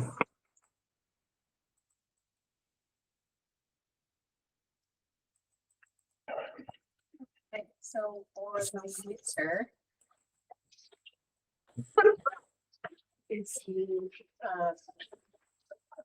level 2-1. And then we adjusted to have the 5-point scale, so students who are, mid grade level or even above grade level. Notice how much green there is there, that's right. This is how compare. And where you can see both on the triangle, just how much the red has decreased and students the green have grown. Just for people at home, if you could cover the 5 areas and what they mean. The colors? Yep. Sure. So for the green with the stripes, that would be students who are mid or above grade level. So, for example, Yes. if I'm a first grader and I'm there, it's really looking at what at the end of the year, that's where I'm supposed to be. Well, actually, it's actually beyond that, really, correct? So that's significant in the sense that it's halfway through the year and we've got students that are already either at the end of their first grade academic or beyond. And that goes for all the grades. It is, yes, exactly. And grade level is, green is early on grade level. And again, here, halfway through the year, that's probably where they're supposed to be right? Exactly. And then the yellow really, and I already told me yellow is still good. That means they're getting close. It's halfway through the year. They only have to do their grade level. So yellow is still in a pretty good of the curriculum and they're able to access it. And then red would be 2 grade levels below, and then the red with the stripes would be 3 or more. And we've made progress in closing that gap as a school. And at the elementary level, and there only the 3rd grade could be in that red the slash area, correct? 1 year and I 2. think, yeah, Red is 1, slash is 2. /2, yeah. What's that? I didn't catch what you said. Red is 1 year and the slash is 2 or more. Yeah, the hatched red. There's 2 reds. Correct. Yeah. And on the chart, red is 2 grade levels below. And then Been on this again? the red slash is 3 or more. 3 or more. Oh, we got you there. They changed it again. It used to be 2 or more. I'm confirmed by the next slide. Yep. Well, I'm just reading by the graphs. Oh, you're not like, it used to be, I ready? Well, no, you're right. And I bring it up because it's important for people to see. Once we hit the middle school, the numbers are gonna be a little more because the elementary level It can't be 3. it's behind on many of the grades, all but one, I would right? hope not. Yeah. Right. No, I mean, it's just walking kindergarten. You're either there or you're not. I think to your point too, John, as folks are looking at these charts, it's important that theoretically everyone should be yellow until the end of the year. And then by the end of the year, they'll be all green. In like in a perfect progression world, that's how it would be. So the fact that we have more than half the students already in their green and above, is fantastic. Wait, if this is spring data and it was all big yellow. Right. That would be a little different than, Right, yeah. Fall data in the yellow, you absolutely expect it. yeah, you would think so, right? Right. This is by grade level. You can see. Difference there. Kindergarten's unique, where we just have yellow and green. Zero either. Mm-hmm. Then growth, you can see the two bars from winter, fall, winter.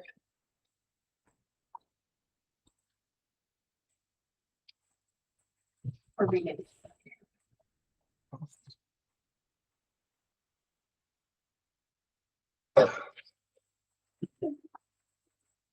And for cohort data, back from, fall 22 to winter, spring, this fall to winter.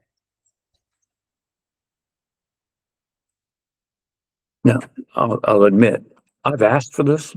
Now I'm questioning whether it's valuable. I think when we get to a point where it's spring, that's valuable. And when we get 2 to You 3 don't, years, so winter to winter, do you don't think? spring, Yeah. they're in data. The winter would be useful to know if they're returning with. I think it's good to look at a snapshot like this, but cohort Right. from year to year, I don't think there's that much value in it. But I think winter to winter would show us if kids are coming back and retaining, you know what I mean, staying. Fall to fall would be more than winter to winter. Oh, yeah, I guess so. They're usually not retaining. They need to stuff that. Well, again, they're not supposed to be, and this measures it on grade level, so fall. It's hard. But there's no, we look at, there's no big advancement. Spring data is the most important data. Where are we at? How many kids are in the green at the end? Is that what, so these are how many kids in the green? Yep. On the slide? Proficient. So that's in the green or above? Yeah. I mean, even if you look at fall 22 to fall 23 and you go from first to second grade, right? Because that's the comparison. Fall of 22 for grade 1 and the fall of 23 for grade 2. Gotta go backwards though. You gotta go 13, 11. I'll find a way to make it useful. Wait a minute. So the fall of 22 first Okay, now I gotta go backwards. Would be fall- 22, yeah, current 2, it'd be, what, it goes this way. Isn't current one saying 17 at fall of 22 would be their kindergarten year? Yep. Correct? They were 46, That's the current. Right, yep, 26. Fall of 22, so they would have been kindergarten. 26, 17 and 26. yeah, but if current 1 in fall of 22 and current 2 in fall of 23 is the same class. No. Say it again, Steve?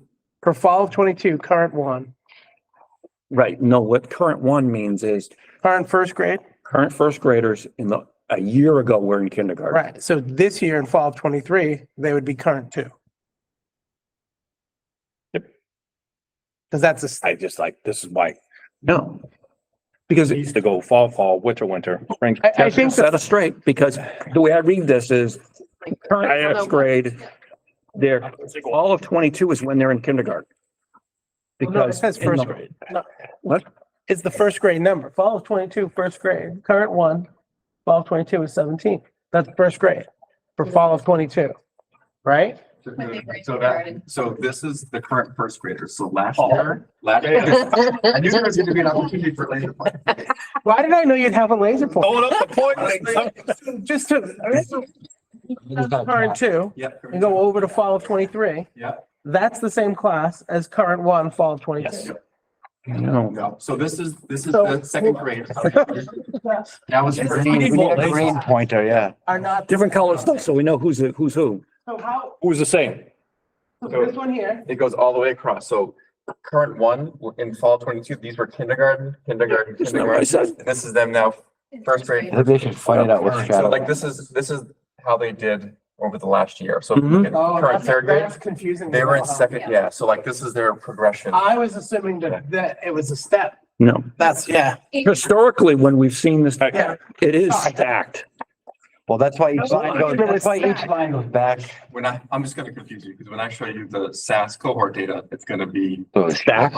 It'll be looked at. Oh, See it though, but it's color coded. You can read it. Okay. it's just fine. Just No, as we're it's on the same fine. I page. just wasn't. We're on the same following. screen now. That's all. Now I understand what you're saying, that, I'm like, wait, that Yeah. seems. Yeah, that's the way it is. It's, I also added current pay just so you can have a Mhm. reference. oh, It absolutely. really doesn't do the same thing, but just so you can see. Well, it is then, that's how I figured it out in the sense that, okay, there's nothing there. That means, okay, but that was me. Okay, Anyways, sorry. it's all right. That was my own little rabbit hole. I had to dive. I came up with a carrot. I feel okay. Out of everything, when you guys do this, this hurts my brain. Like, I can't do this. Let's put some dollar signs in front of it. No, it's-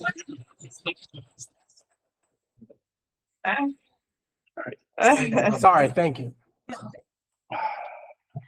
So for math, you can see overall winter. And our growth again.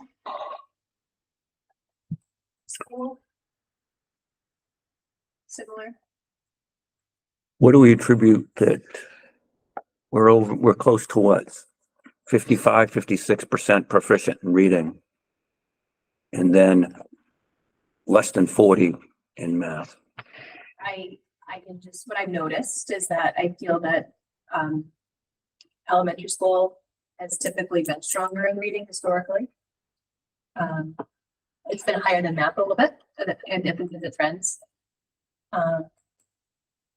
That's a trend across the state though. It's a trend. You look at the SAS scores, reading's always higher than math. Math is a struggle, the math and sciences. Finding those dedicated teachers at the elementary level who have a passion for math. Typically, they have a passion for reading. It's nothing against them. It's just, it is what it is. So that's, it's always a struggle. And I think too, we've dedicated a curriculum with scope and sequence. We're just rolling that out. So And I'm confident with our new curriculum, that's standards aligned, evidence-based, that we're gonna see growth over time. In the past, I don't know that all the students had access to those same resources. So I feel that now, as students go through the cohorts and they have that continuous vertical scope, math skills definitely build on each other. That could be, that's just my opinion, but Go ahead, Joe. Is it on the same subject? Oh, yeah, it's math. It's just math. I mean, it's not a Raymond thing. I think it's a national type thing. Have we just made math too damn complicated in the younger grades because there's more slashes, zeros, this means that. I mean, charts to, you do 20 minus 10 now. It's like, gotta do it. I think iReady is more base 10 centered than previous new math programs. Does that make sense? We're going back a little bit to the old Well, yeah, school I'd like to go back base 10. because I think we've just made it so complicated for a lot of students, especially kids that have I'm sorry, but if you have ADHD or something like that, you're giving them more than what the old math was. I 2 steps, 2 times 6. agree a lot with a lot of that, but I'm also going to say too, there's more of an emphasis on the why than the is. I mean, I know it's supposed 2 to help. plus 2 is 4. Okay. Well, why is it 4? See, that's my argument. Were we really learning or were we memorizing? So a lot of it's because the answer, We weren't learning multiplication, we were memorizing it. the answer is easier to get now with all of the technology. And I'm just, some of this stuff is easier. It's how we get there. I'll be honest with you, I was 35 years old before I actually knew what pi was and why it was pi. I just knew. You never had pi before until 35? Teacher. I didn't know when you wrap the string around the circumference, it's 3.14. My first thought was, Gosh, Cherry, apple, blueberry. yeah, the Pythagorean theorem, you take 3 squares, put them on the outside. That's how, I'm like, oh my goodness, that's why it is. Now, do you really need that in the end? No.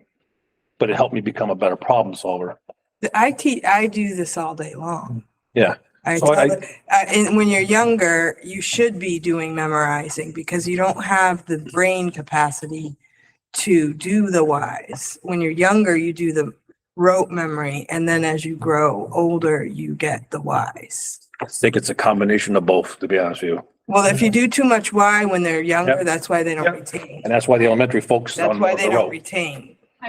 So I think you're right. In the K and one, it's a lot of. I've seen it. It's not a lot of wide and like, how many colors are you seeing here? You know, Mhm. I think it's more, if that builds in the higher level. And if they don't have everything memorized by the time they get to fourth grade and they have to do, you know, 5 numbers that are 5 digits and you have to add them up, you're not gonna be able to do it because you haven't memorized everything up to I that think point. that's why, Memorizing the answer isn't learning how to do that. Yeah. Well, it is, I but you would learn venture the to say that rote it's not. memory and then that's like your toolbox. Mhm. Then as you get older, you get the whys. I've seen it played out many times. that's why I think I already focusing on the base 10.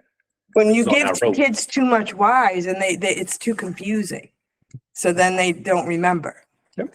But when you do the same thing over and over and over and over and over and over and over, then they feel confident and they can do more. I think I disagree a little only because, and I don't know, we have to get philosophical here, but so I actually did math with my third grader the other night. It's the only reason I'm talking about it. And she was doing some, what I thought should have been memorized stuff. That's how I learned it. It was all all your 1 to 10s, you memorize them. What's 2 plus 2? What's 4 times 3? Like you just memorize them. You don't think about it. But she didn't have it memorized, but she very quickly went through the current process and was like, okay, I don't know 4 times 3, but she broke it down very quickly. And she knew exactly how to break it down and why to break it down. And then she got to the answer. And I think that those things paired, the memorization will come, but now she knows how to break it down. And she has some extra logic steps that she's learned that we didn't have to learn. Maybe it's superfluous. I don't know, but I think it worked well for her. So I like the idea of making it a little simpler, but I think it's working. I mean, I honestly watched her whip it out and I had no idea what the little chart she drew was because they do the whole break it down with the circles and the lines and nothing we did, but it worked great. But like in my experience, if you learn your multiplication tables, right? After you get to 10, you ask a kid 11 times 10, they don't know what it is because they didn't memorize that far. They don't know how to get there as quickly as they could. How far of a multiplication table do you make your kids memorize? 20 times 20? Okay, so ask your kids 15 times 15 and see how long it takes them to figure that one out. If they Well, don't have you it do have to memorized, do a little bit of work for that, you know? Yeah. you got to probably memorize. You Not probably everybody's memorized gonna- to 20. I've been doing math my whole life. I'm pretty old. Well, so- I have too, but I've learned it I've been different ways. teaching it. So, Just from a question about why is there a difference? And we Yeah. went down that rabbit hole. Yeah. It's my second rabbit hole. Second one. I can segue with, even though our reading scores are slightly higher than our math, we still have growth. So if you can see from the triangles visually that we have grown in math. Well, absolutely. Yeah, I Yeah. think but I'll have a conversation at another time about that. But anyways, go ahead. And math by grade. Some of the math at that level is reading comprehension as well, right? They get the word problems and stuff like that, so. All goes together. Then growth, you can see visually.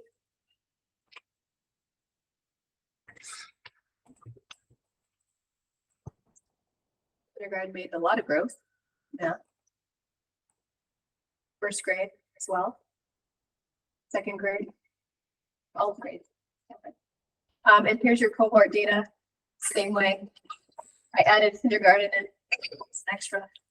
I'm just doing this.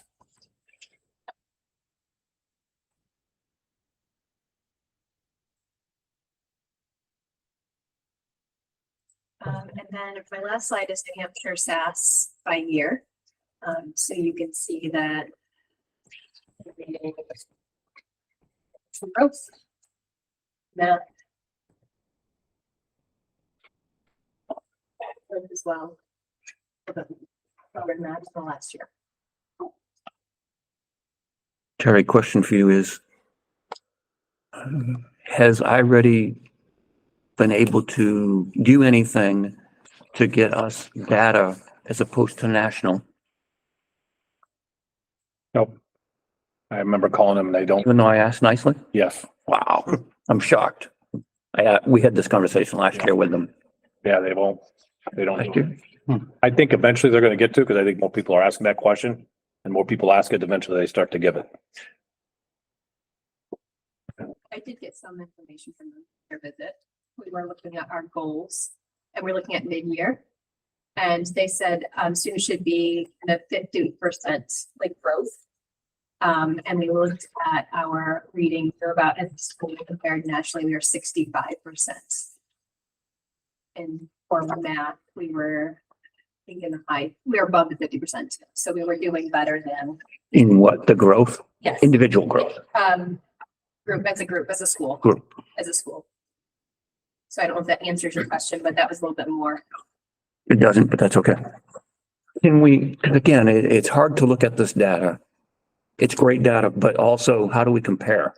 And as I said, whenever we had iReady come in originally, which was over a year ago now, I guess, the conversation I had, which was national data is great, but we're comparing against the Northeast is done so much better, right? And we're comparing to, but at least it's comparing to something. I'd like to have comparisons just so that we have that ability. And if is there ability to reach out to schools in New Hampshire and try to pool resources in that manner? You know what I'm asking?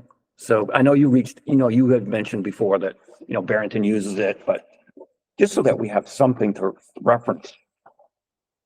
Well, that's my question. If we're doing this here, it's public information. Wouldn't other districts also? Oh, it's all Be public. available? It's just a matter of, You got to find their board reports. no, I'm not interested Yeah. in doing that. Yeah. All I'm asking is maybe reaching out to superintendents and that are doing iReady. Can we share that? And, accumulate a matrix so that everybody has access to it. Because again, it's important. It's nice to know what Raymond is doing, but how does that compare to anybody else? Are we showing so much growth that we're above everybody else? Or where are we in that? Yeah. So And I think- iReady doesn't do that. They don't They do it aggregate. national. Can't get it broken down. I'm very surprised. Yeah, because they They can, have they just- all the They data. choose not to. They're just not doing it yet. They will. I asked nicely too, like I said before, but it didn't work. All Since you you know should be able to do is click on, the Data drill down should be a pretty basic thing for them to build. You would, I think they're figuring that. My thought process is that data is private to those schools. They don't want it shared out. but they'll share national. See what you're saying? It's not a tech issue. It's private. Privacy issue. How is it? Okay, I'm not going down that rabbit. It's not iReady's job. to share. Not going there. Yeah. But anyways, so I can ask around. if we could, and again, it just gives us something to compare. We're doing great, and how do we compare to the other, somebody else anyways? And then we've got this data in front of us, Jessica. What is it that we're doing with it to improve the education of the students? What's that? We're doing a lot, I'm quite proud of. So I think Okay. part of our PLCs is data focused. So we're looking at our goals. iReady's can't come in and train the staff on ways to look at students and their growth profile. And they've given the PLCs, the grade level teams, like tools on what to do. What is this next step? If their growth profile looks a certain way, what are your next instructional steps? So better than I can, they've come in and done all those presentations. And while they're giving them to grade level teacher teams, they're actually looking at their own data and doing the work. So we've had professional development lead with this kind of action. We've got a small percent of the population actually I'll go to third grade. We've got in red or with slashes in math, we've got ballpark 17% of our population there. Do we do anything differently with those students than the rest of the population because they're so far behind? Well, it's certainly, all of the teachers at the grade level are attending those PLCs and we're all having those collaborative discussions about the students who are in that profile and what we can do as next steps during our win block, during intervention. So we're having those discussions as a team. Right, what I'm asking is, are we doing something different than, are we taking them aside during win time? Or are they, what are we doing? So I think, And I would be asking this for all of them, but I just chose this, a block that is the most. so we're kind of Indeed. looking at all of the domains and reading or math, and we're seeing what's the kind of, what would have the most impact, and we're focusing on like that as an area for intervention. So during our WIN block, we're looking at grouping students to what they actually need, providing focused, explicit instruction in those areas to help close those gaps in specific areas of math or whatever they need. So kind of, reteaching or looking at the standards that are needed prerequisite so that students can kind of close the gaps.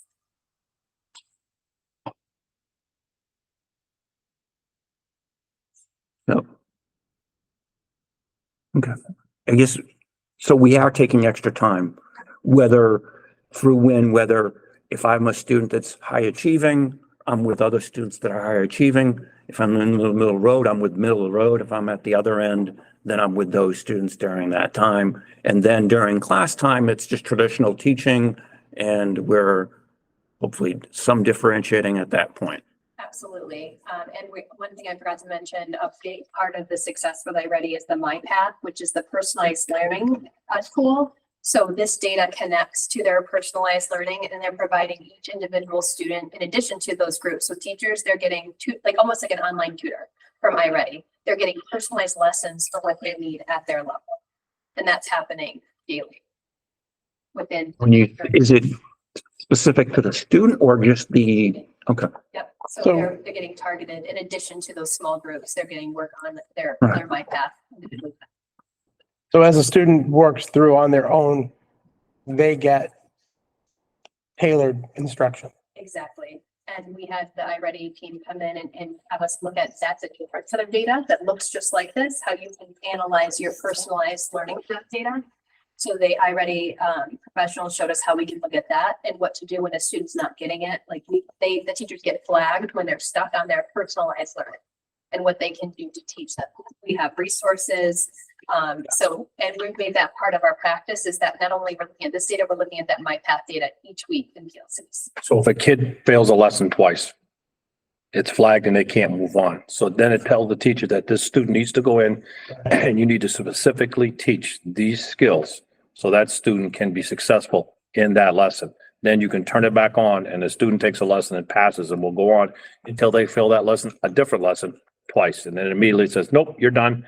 You need to be taught in this, and it will outline specifically what the teacher is supposed to do to get that kid to pass, to understand that standard. And to It's make progress. personalized for each student, which I don't know that I truly understood before. And based on a couple of the questions we had last night, I don't know. So if anyone at home is listening, we have specific specialized instruction for each child based on the needs that they present after having taken an assessment. And as they work through, they're constantly reinforced to learn the stuff that they haven't been able to catch. Correct. It's a wonderful tool, and I'm so grateful we have it. That's awesome. Because it does free the teacher up to work on one group, Mhm. and the kids can be working on something else that is tailored to their needs. And they're often using it in like a center rotation. So exactly, if you're not at the teacher table, you may be working on your MyPath and you rotate. Oh. I'm sorry, go ahead. Sorry. That's all. How often are you having WIN? And what's the time frame? So WIN for reading and math is daily. And it is from Monday through Thursday, it's for 30 minutes, So is it 15 and 15, or is it 30? 30 each. 30 each, Yeah. okay. So it's really robust. And And that's Monday through Thursday, you said? Going forward, can we have, I don't know how to, individual growth? Somehow, and I don't mean it, I guess what I'm trying to make, because it's great to see, okay, we've got kindergarten, we've got 67 tested. Is there a way, and that's a group, we're seeing this progression, because bad example is, I'll use third grade. How many students are reaching their growth? How many students are reaching their stretch growth? Yeah, because again, we're talking about in, for example, third grade, we've got ballpark 32% that are in the green. But we might have students in the yellow that have made more gains than those students. And we don't see it, but they're still in the yellow because they were at, that end.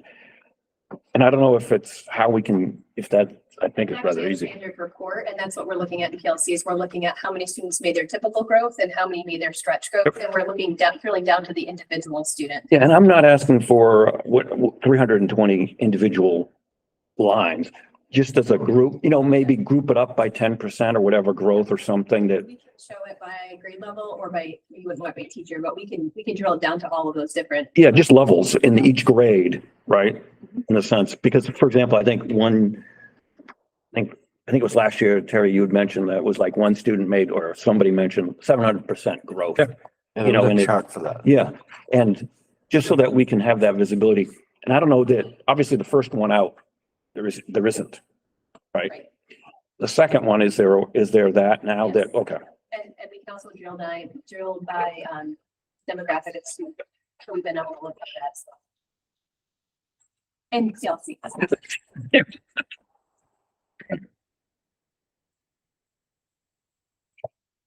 And then traditionally we have goals set for in this case, I don't recall what your goals were for the, elementary school.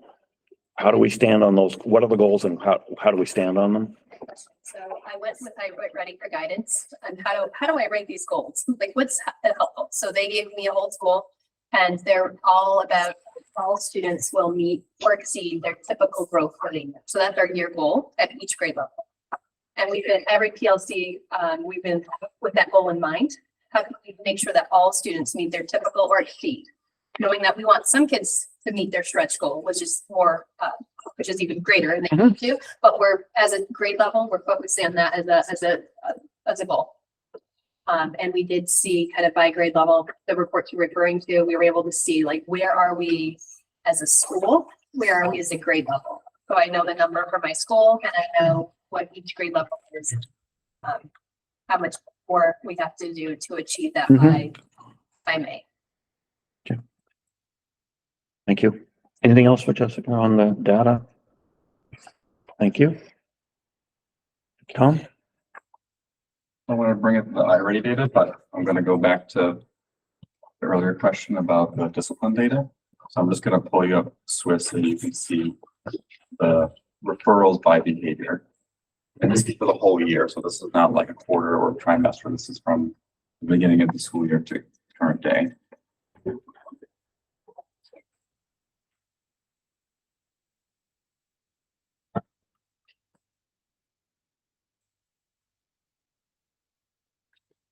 So tech, Wow. the winner with almost 300 referrals, followed by defiance. And some of these are duplicates because like this would be considered a major defiance, like versus a minor defiance. So anything with an M before it is considered a minor.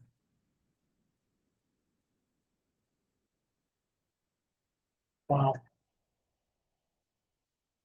So, Is that, sorry, go ahead. no, go ahead. Is that number, so it's 300, is that the number of occurrences, minor tech violations? Referrals. Referrals for technology violations for the whole school year. And do you have a sense? I don't remember how many referrals. Was it 1,000 or thereabouts? There's about 1,000 and change total. Yeah.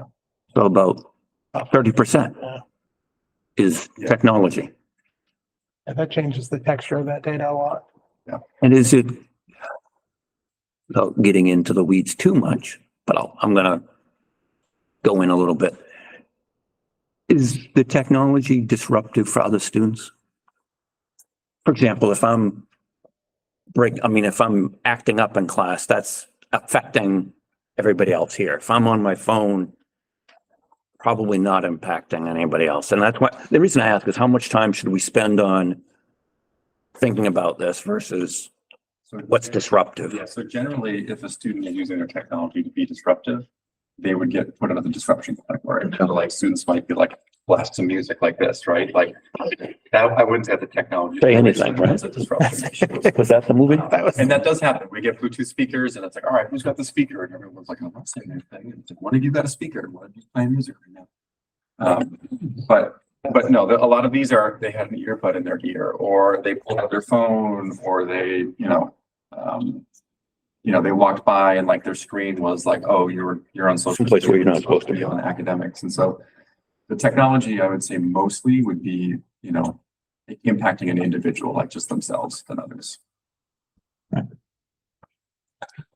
You also, Steve, you had Can I ask a question? you may. In Barrington, teachers had access to Go Guardian to monitor screens, to shut sites down, to block sites so that it didn't become an office referral. They could say, hey, you know, you shouldn't be, I almost said MySpace. You should be.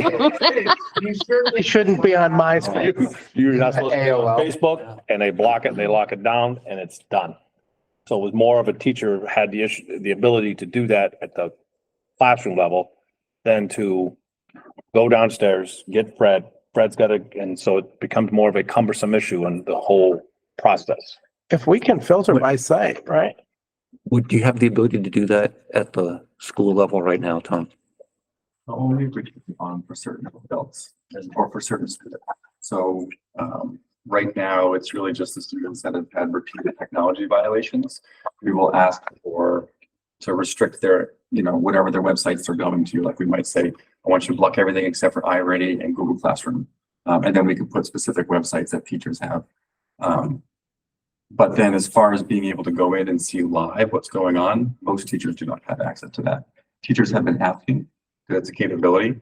And in my mind, like they would be able to essentially see the screen as if they were walking around and look at the screen. So, but they also have the ability to control. So like, let's say Terry being Terry is not doing what he's supposed to do. I could go up and I could like, if you're on YouTube, I could just close out your YouTube thing, open up iReady and be like, stay focused. Yeah, you could actually send a statement. Are you supposed to be on that right now? You can physically tell them, I see that you're on that. You need to get off, and they get off and get back to what they're doing. So it takes that and minimizes it and gets it fixed Disruption. quickly. That's just for their school issued device. Correct. Not their phone. My phone. The phone's still a problem. Can't, I'm looking at an app right now. Did you say, Freeze it. So sorry, so I know, I don't know what we have for firewall technology. I know we have one, but I also know you can filter IP addresses, domain names. You can on the Wi-Fi, you can't stop it if they're using their phone's data, but you can shut down whatever you want from coming through the school's router.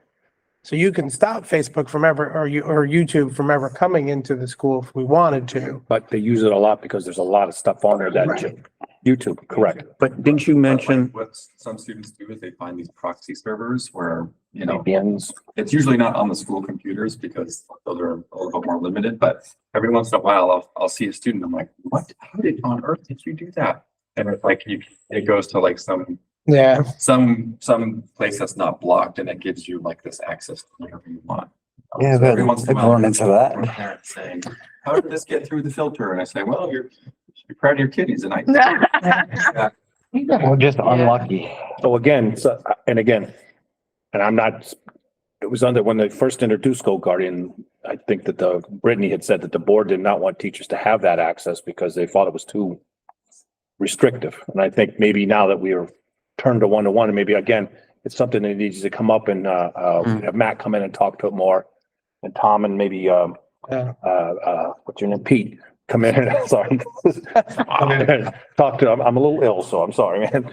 Come in and talk to a little bit more. Maybe it's something that we need to talk about giving teachers access to because it can take, we're not going to get rid of all of them, but we might get it down to instead of 300, down to 200. When 30% of our violations are tech violations, well, whatever you want to call them, but Yeah. it's 30% of the behaviors.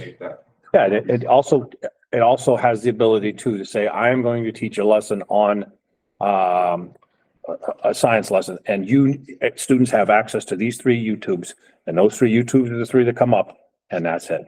you can do that in Go Guardian? With Go Guardian. Now, did I hear you correctly? And I just want to make sure that kids are on social media.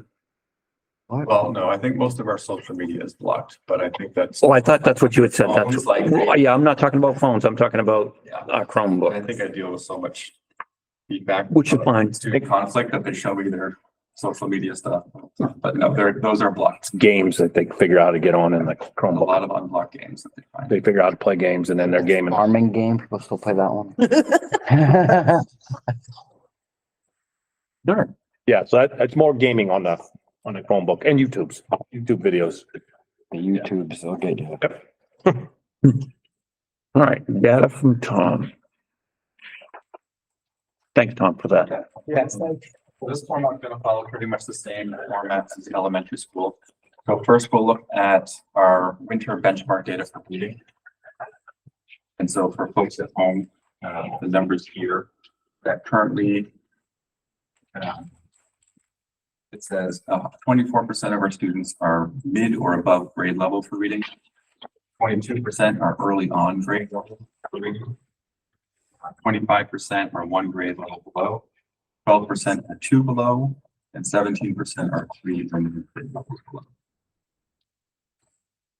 This next slide compares growth data from the fall to winter.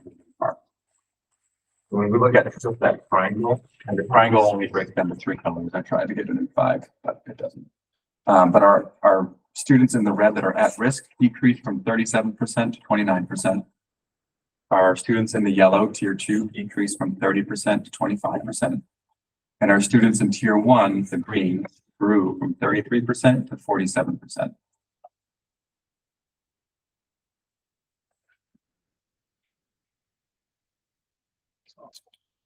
I'll just keep going and feel free to stop me at any point in time. This is broken down by grade level, and this is just the winter diagnostic. This shows us where students are performing by each grade. And this next slide will compare grade level fall and winter benchmark. You can see the growth, grade 4 through 8. We can see that each grade is growing, but at different rates.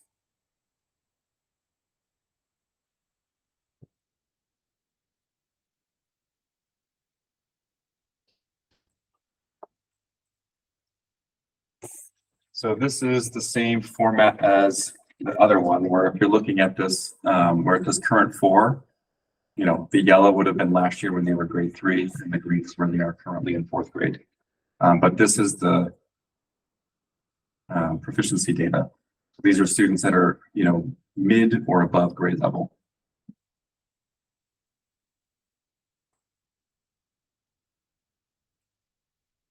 And I don't know if the high schools was going to show the same way. Can I ask for some sort of shading, color coding?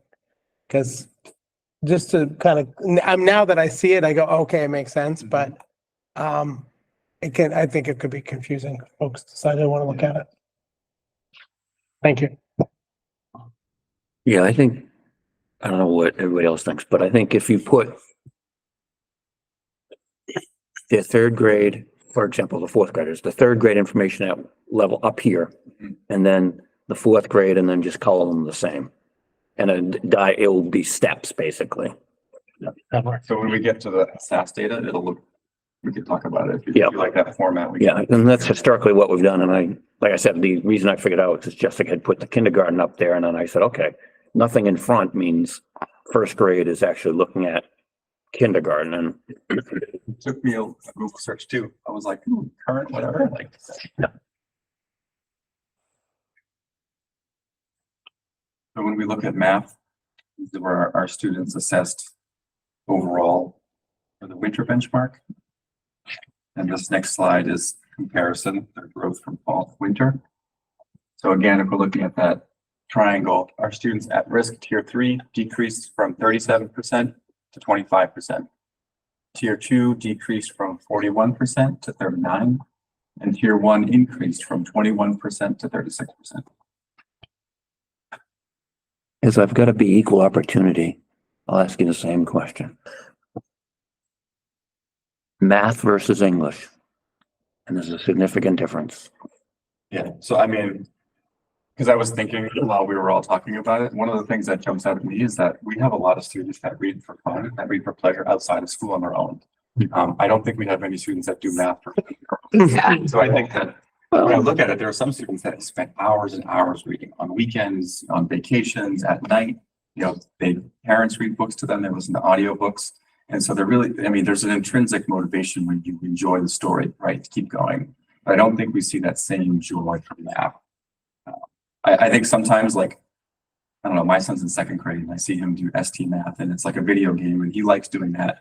But Or only for like games. a Use very of limited amount of games. time. But kids use text to communicate now, so they're reading all day long. Yeah. Yeah, that's what I'm saying. They read. There's probably just a lot more opportunity for. And when I think about it too, you know, in every subject, they're going to be reading questions and writing their responses, but they won't be mapping every single subject. So I think in general, they just get a lot more exposure to literacy. If they're looking at that phone, they're reading something. Odds are, right? To some degree. That's my opinion. Well, most.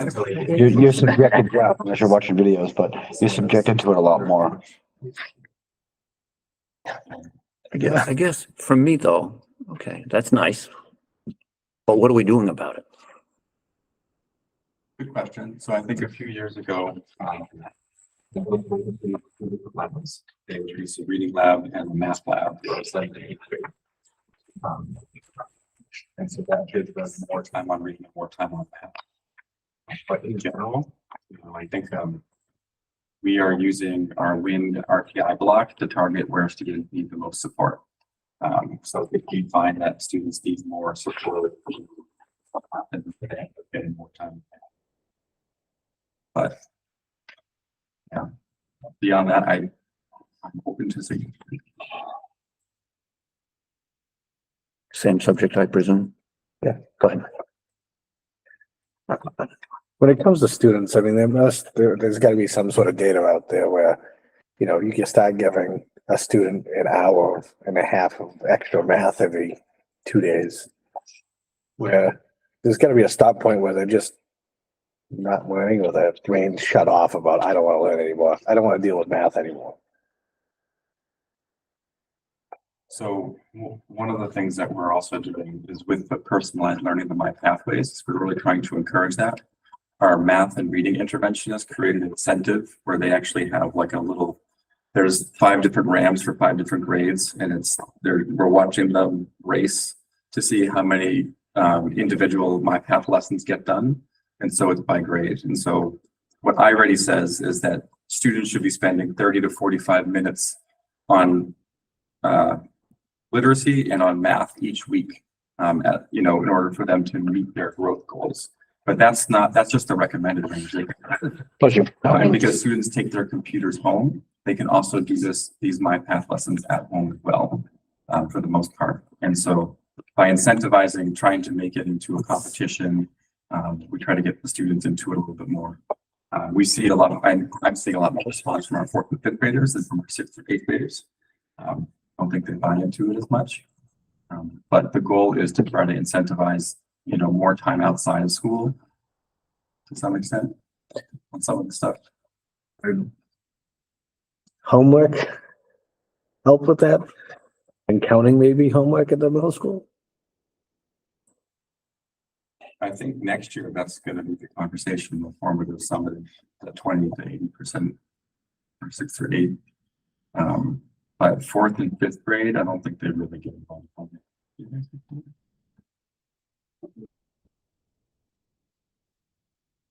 You're talking about grading the homework? Well, I mean, homework to start, just having homework sent home. I've always been a big proponent of at least some homework to keep them going with what they are. I mean, I know we have a hard time with the reading. Not reading, summer programs. We used to have summer programs where you literally had to turn it in the next school year when we came in. I don't think any school does that anymore. Not saying I wouldn't mind seeing that come back, but I think that we're gonna see that come Summer back. homework, come on. That's too much. I'm not a fan of any homework. Summer homework. But I believe that National School Association used to say 10 minutes of homework every grade. So like 1st grade, you have 10 minutes and keep going forward until about 8th grade, I think I mean, that's a good conversation that we can have in school. I think sometimes what we find is that there are some students that will never do homework at home for a number of reasons. Even if we grade it, even if we make it, part of their overall grade. And so I think that teachers are careful with that. But again, the more time that you spend on the subject, the more fluent you're going to be, the easier it's going to be. And so I think that we do need to find ways to encourage more opportunity for math and reading outside of school. And so, I mean, some of that is partnerships with like the library, having summer programs. Yeah, I think, we've talked about different models for competency. But the trick is, at the end of the day, if students don't do it, are we going to penalize them for it, or are we not? But really, the big penalty is their learning. Some students will just learn faster than others. There isn't any penalty for not doing your work, is there, that I'm aware of?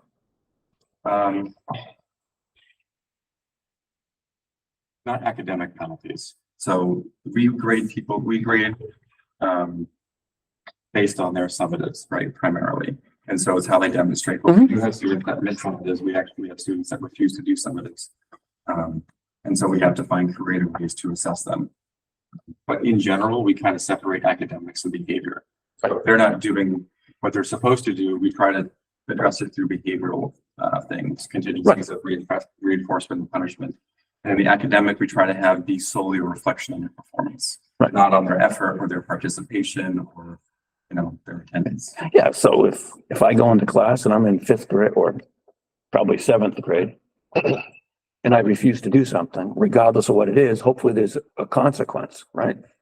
Yeah, and so. And obviously, if it's a task, then I'm refusing to do it. That's a different conversation. Or if I'm refusing to pick up something, that's right? I mean, one of the things that because we have a min block for most of our older grades, and we have RTI as well, we could give an opportunity in school to work on some of that homework before they go home. But again, it's going to be a mixed bag. We've got some people that invest in it and some people that don't. And the question is, how do we make it salient? How do we make it important? How do we motivate students that they see the value in it? And I think that the traditional model has been much more coercive, like do this or else. And now we're trying to shift. This is what's best for you, and this is what's going to help you grow and thrive. But that's a tough shift to make for a lot of people, for parents, students, and teachers. Stephen and Joe. I think Joe had. Yeah, so earlier you said you guys are trying to incentivize and make it fun for them to do the work. We call it gamifying. Do we have different strategies at different, because you see a lot of participation in 4th and 5th, but I could see just socially and interest-wise, 6th, 7th, and 8th aren't going to be motivated by the same kind of things that the 4th and 5th graders are. Do we have different strategies for what ways we can either incentivize, gamify, whatever word you want to use for it? I like gamify, it sounds more fun. So that if we, just change the strategies, that the 6th, 7th, and 8th graders might have a different competition or, positive benefit if they complete whatever the routine is that they need to complete. Yeah, I think that's, now that I look at it, because we've only been doing this for about three weeks now. Yeah. And the first week I was like, oh, everybody moved. And the second week I was like, what happened to the 6th, 7th, and 8th graders? And so, like the end is whoever gets some kind of celebration. And I think that was an adult generated idea of what would motivate student behavior. But I think one of the things that we could do too is we could ask our students, what would you work for, right? Do you want recess time? Do you want a party? Do you want food? What is it that you're going to work for? And I think that if we can figure that out, package it, sell it. But Takes you dust to make a fortune. It does. Good job. I understand we're trying to motivate some students. Especially ones that are not taking tests, because they're going to be in a rude awakening going from, say, 8th grade to the high school where you don't take a test to get a 0. We're not going to sit there and play games and try to find out nice, cute ways to get you to take this test. And I agree with John. I mean, we got to have some sort of repercussions that if I'm not, there's only so much time that teachers have. If they're working on one student or 2 students trying to get tests taken, the rest of the class is kind of being left behind. And that bad behavior, because You see that kid going from fourth grade to fifth grade to sixth grade. And they pretty much know, well, this kid hasn't done anything. Why is he still with me? He's not doing any of the work. And I know the repercussions of what parents can do. I'm still a big proponent is if you don't do the work, you stay back. Especially in the elementary school and middle school. I mean, I've told this story 1,000 times. My friend stayed back in elementary school. He's a vice president of the food services at all over the Northeast for hospitals. So, I mean, it's not always a bad thing. I mean, I think that's a conversation because that used to be a motivating factor for some students, and I think that some students are figuring it out that, they're really not going to be held back. But, I think that in general, public education is wrestling with this idea because I think the data shows us that when students are held back, they're much less likely to graduate from high school.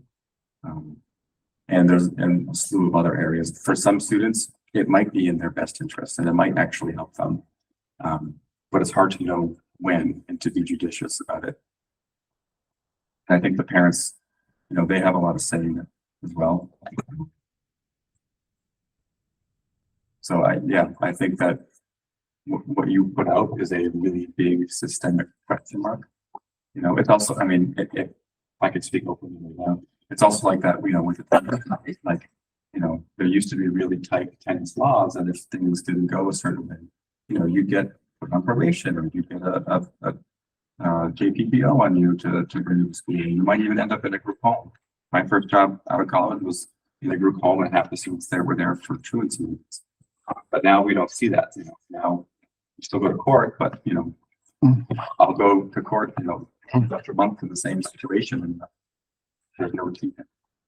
And so, conversations that we're having with our teachers is systemically, as some of these things change, if these tools are going away, we have to replace them with something else. And so the question is, what is that something else? What is it going to be salient enough to motivate students, but also not detrimental enough to have like a bad impact on their overall well-being?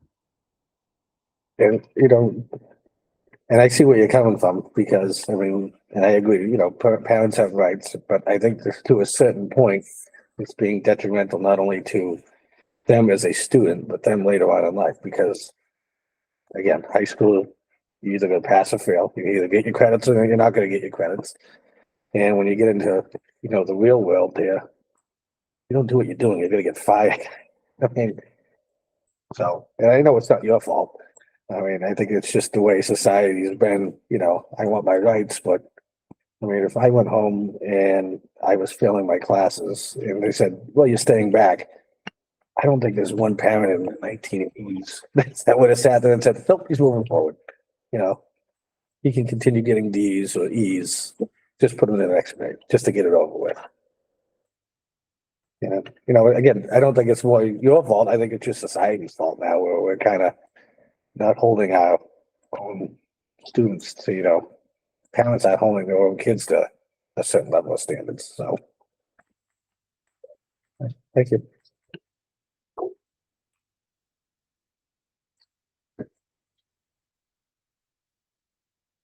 This is, I already mapped by grade level.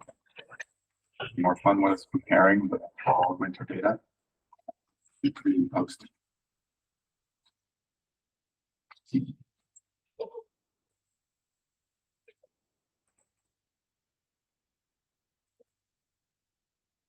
And this is the same chart for math. They look laterally, longitudinally. Across.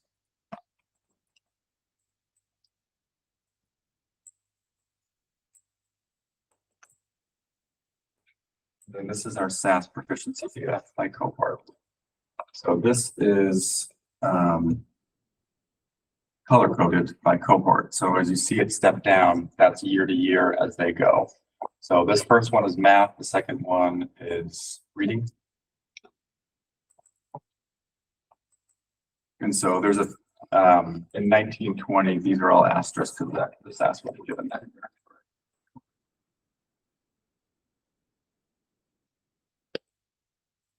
And this data compares Raymond to the state of New Hampshire as well.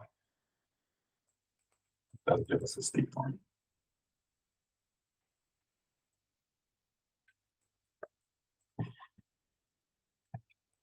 I have a question. Go ahead. Could we, no, Ted, could we get, I don't have the SAS data on my Nor do my I. slides. Yeah. If you go into his report, middle school report, it's linked link. that way.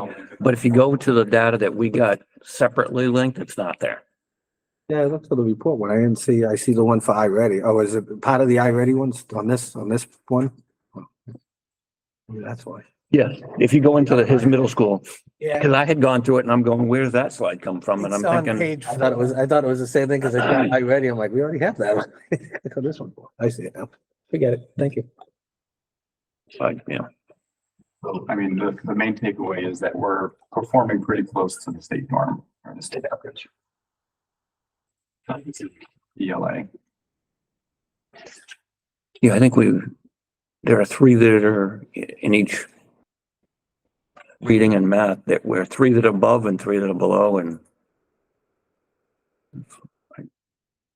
some significantly one way or the other and some that are very close.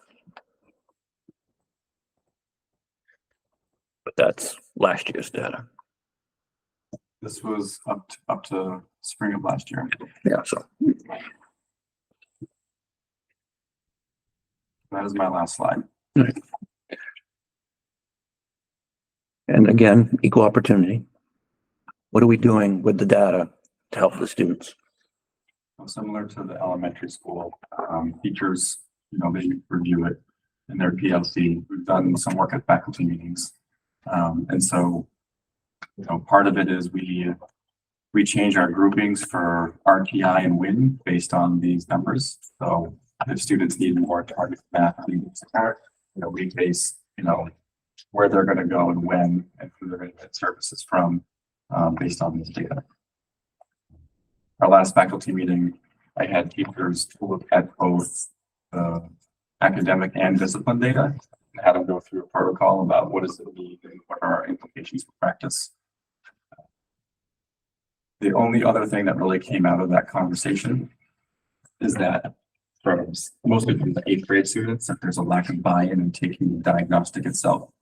And so, you know, hey, you had asked about seeing individual growth. Mhm. Well, I did that. So like, I wouldn't, you know, put that out here for just to protect individual student privacy. Sure. But when I look at it, I did a pre and post, and I basically just did an Excel spreadsheet to see, you know, is it a positive or minus? And, you know, there were some students that went way down, and I was like, oh my gosh.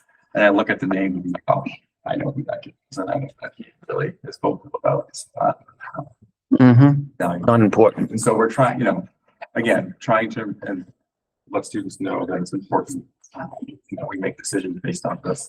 You know, some of that I've talked to students, you know, we group sometimes homerooms based on this. We make plans based on, you know, unified arts.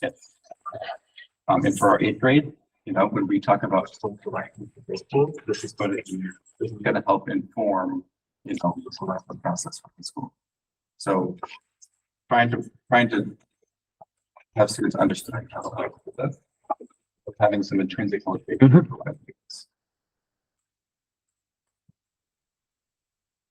Anything else for on the data?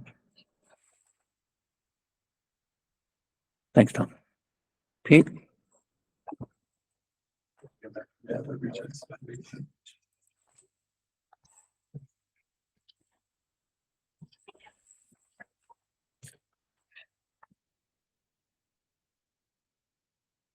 Okay, so this data here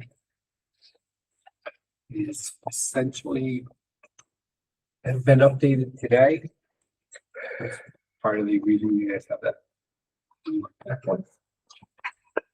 I think they have that in the packet though, do they? Yeah, that should be on. One that he the handed update. out. Should be on both, because this is an active link. It's not in the print. Not in the packet. So I think. Oh, no, it's an active link, sorry. Yeah. So, yeah. He's- Right on. Paper, I can't. Oh, I do have a paper copy. Do they want I have one. Yeah, let's see if I can try and print. Okay. You can talk while I print. I can toss. There you go. I'm not sure how you want to. Can you get to his link break from the all other this down report? for you. I'm just looking at the screen. See if you can do it with the screen in the way. In the report we saw earlier on page 5 is a link Yes, and that link is still live to this. to this street. Yeah. Yes. So that is an accurate report.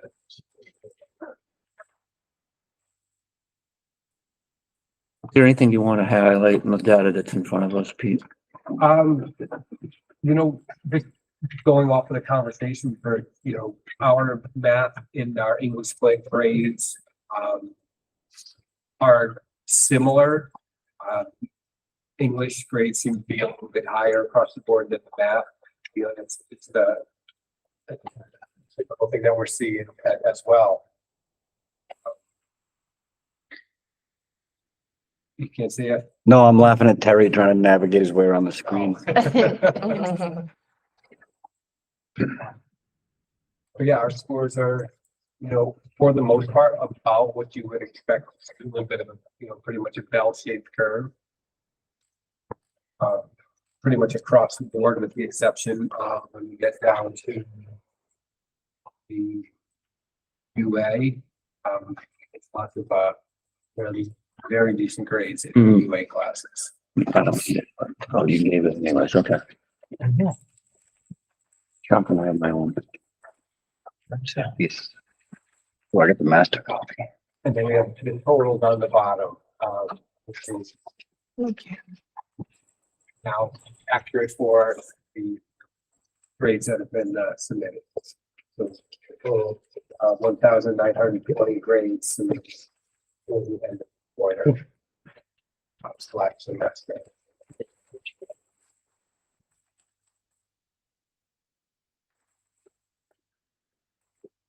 All the totals on the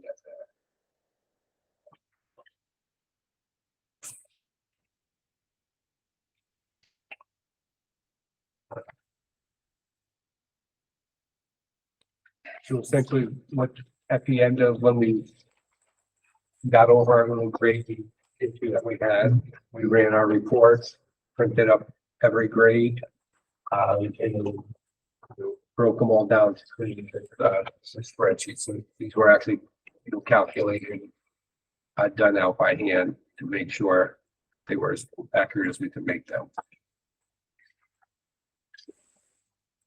Anything else you want to add at this point before I open it up to the board? No, go ahead. I think it's easier that way because there's so much here. Sure. To look at these numbers like this. Go ahead, Joe. It'd be just me, but I think this is just too much information because, I mean, the amount of time it's probably gonna take you to do this every single quarter. I mean, it's great to know how many A's that there were in English, but what English, I mean, I could go down a rabbit hole and know what English class was it, what students, I mean, if you're taking a honors English class and you get a B, is that, but students in a lesser English class are getting A's, in my mind, it's too much information that I don't know if it's gonna help us anything, because it's just a grade by class. Right, because it's not broken down, because all English classes are the same, all the math classes are the same. All UAs aren't the same because they're different. Not algebra, right. So yeah, so this is just a kind of total consolidated. These are the grades that got reported. This is how we, took that information and broke it down so you could have it all. In my mind, I don't think we need to see this. Like I said, after looking at it, it's too much information and in my mind, it doesn't help individual classes, which the teachers would know about, and I'm not gonna be able to help out with that, get direction from that. Right. And what we're doing, obviously, focusing on the kids who might be struggling to get them to pass. We are working with them the best we can, whether it be working through RAM, working with our counselors, having them referred to our SIT team for intervention, or behavior specialists, if that's the case. The teachers do differentiate within the classrooms to the best that they can. One-to-one, we have teachers who are providing one-to-one competency recovery. He's just struggling, or she's just struggling. You just can't seem to get it. So we have teachers who are sitting there working with me, just trying to get them over that hump. So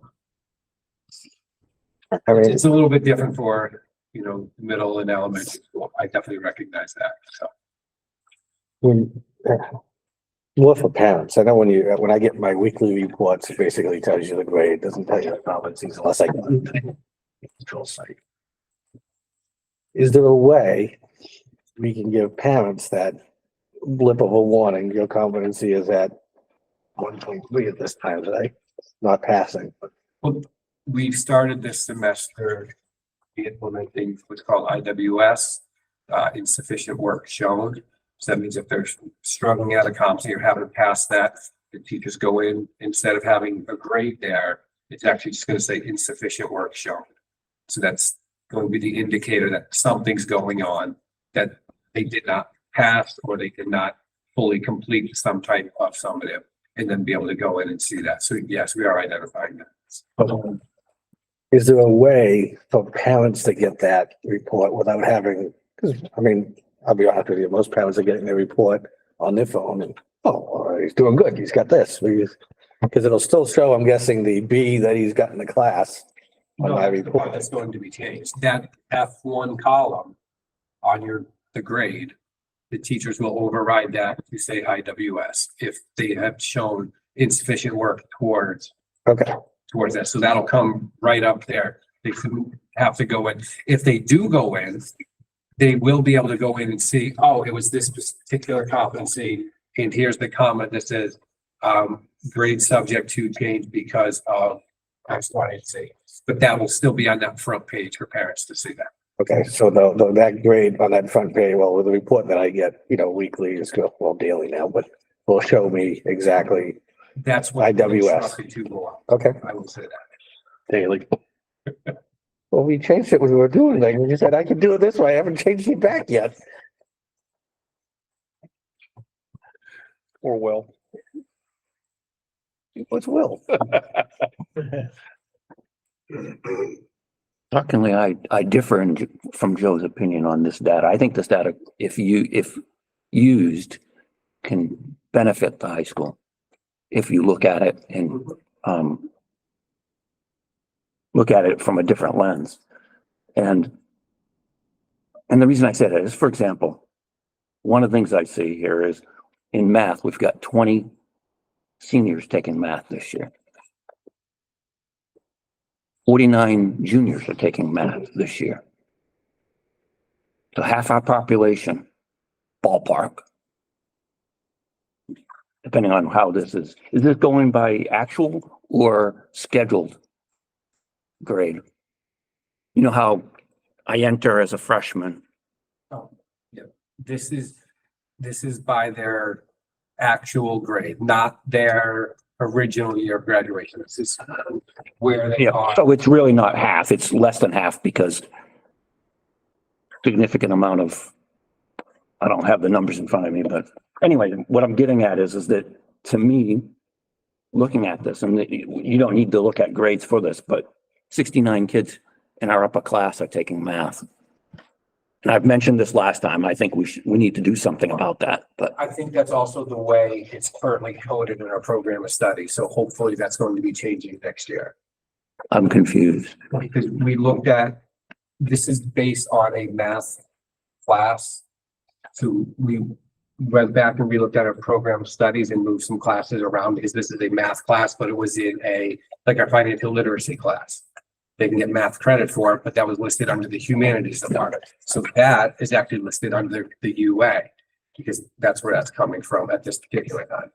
So now, once we shift all that and start that for next year, those math related classes, like the financial literacy or, there's personal finance, where they're a math heavy class, those will be listed under this math category. So here we're looking at algebra, geometry, those types of things, I'm not gonna, if that makes sense. I understand what you're saying. I'm not gonna, Okay. because there's another way to look at it is how do you take care of it if it's, doesn't matter. Anyways, and then some of the other things I see, for example, in science, still an issue to me. What is it?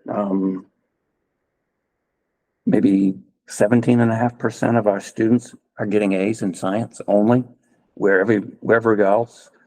Math is about the same, and then English significantly higher than that. Social studies significantly higher, and obviously UAs are going to be much more, right? There's only 2 kids in our whole school in science getting A+ halfway through the year. Only 2. Boggles my mind that that's statistically doesn't make sense to me. And I know part of it is because you almost have to be perfect to get an A+ in our current grading system. Because I think, what is it? Only a 4.0 is out there, right? Yeah. So that's self-inflicted to some degree. But the other thing I see is also, if we look at, and I'll just use math, kids doing A work is 26.41%. B, 33.7%. And then if you look at C's, that's 29.87%. And then below that is almost 4%. To me, if we're looking at this data, regardless of whether it's in AP or if it's the lowest class that we've got in whatever subject it is, math, we should be looking at these grades and saying, okay, what of these students are they utilizing all the resources that we have here? Because when we talked about, the elementary school and middle school, we talk about win time and RTI time being utilized for those students. Are we utilizing RAM time and their study halls efficiently for those students? They are absolutely being scheduled out throughout the weeks. With, their teachers specifically. I would have to go back and find out where they're all going during those times. But I know the teachers are meeting with the students beginning of the week. They are still scheduling them out. Those kids who have not been scheduled out, we do go back into the system, reach out to their teacher and be like, hey, these kids, haven't been scheduled. We need to look at scheduling them with X, Y, and Z. And we have physically plugged them in ourselves going back and looking at it. And now we're trying to get the teachers back more to doing it. So we're saying, hey, we got to schedule Joe Smith here. Please reach back out and get him into these classes. So we're putting it back on them. So hopefully, and then the goal from there is with the teachers, those kids are doing it themselves as well. The success rate probably isn't as great as, but I mean, just as much as we want to say these high school students should be able to, for lack of a better way of saying it, being self-sufficient and making the right decisions, we're talking about high school students and. And that's why we are still doing it with them when we're.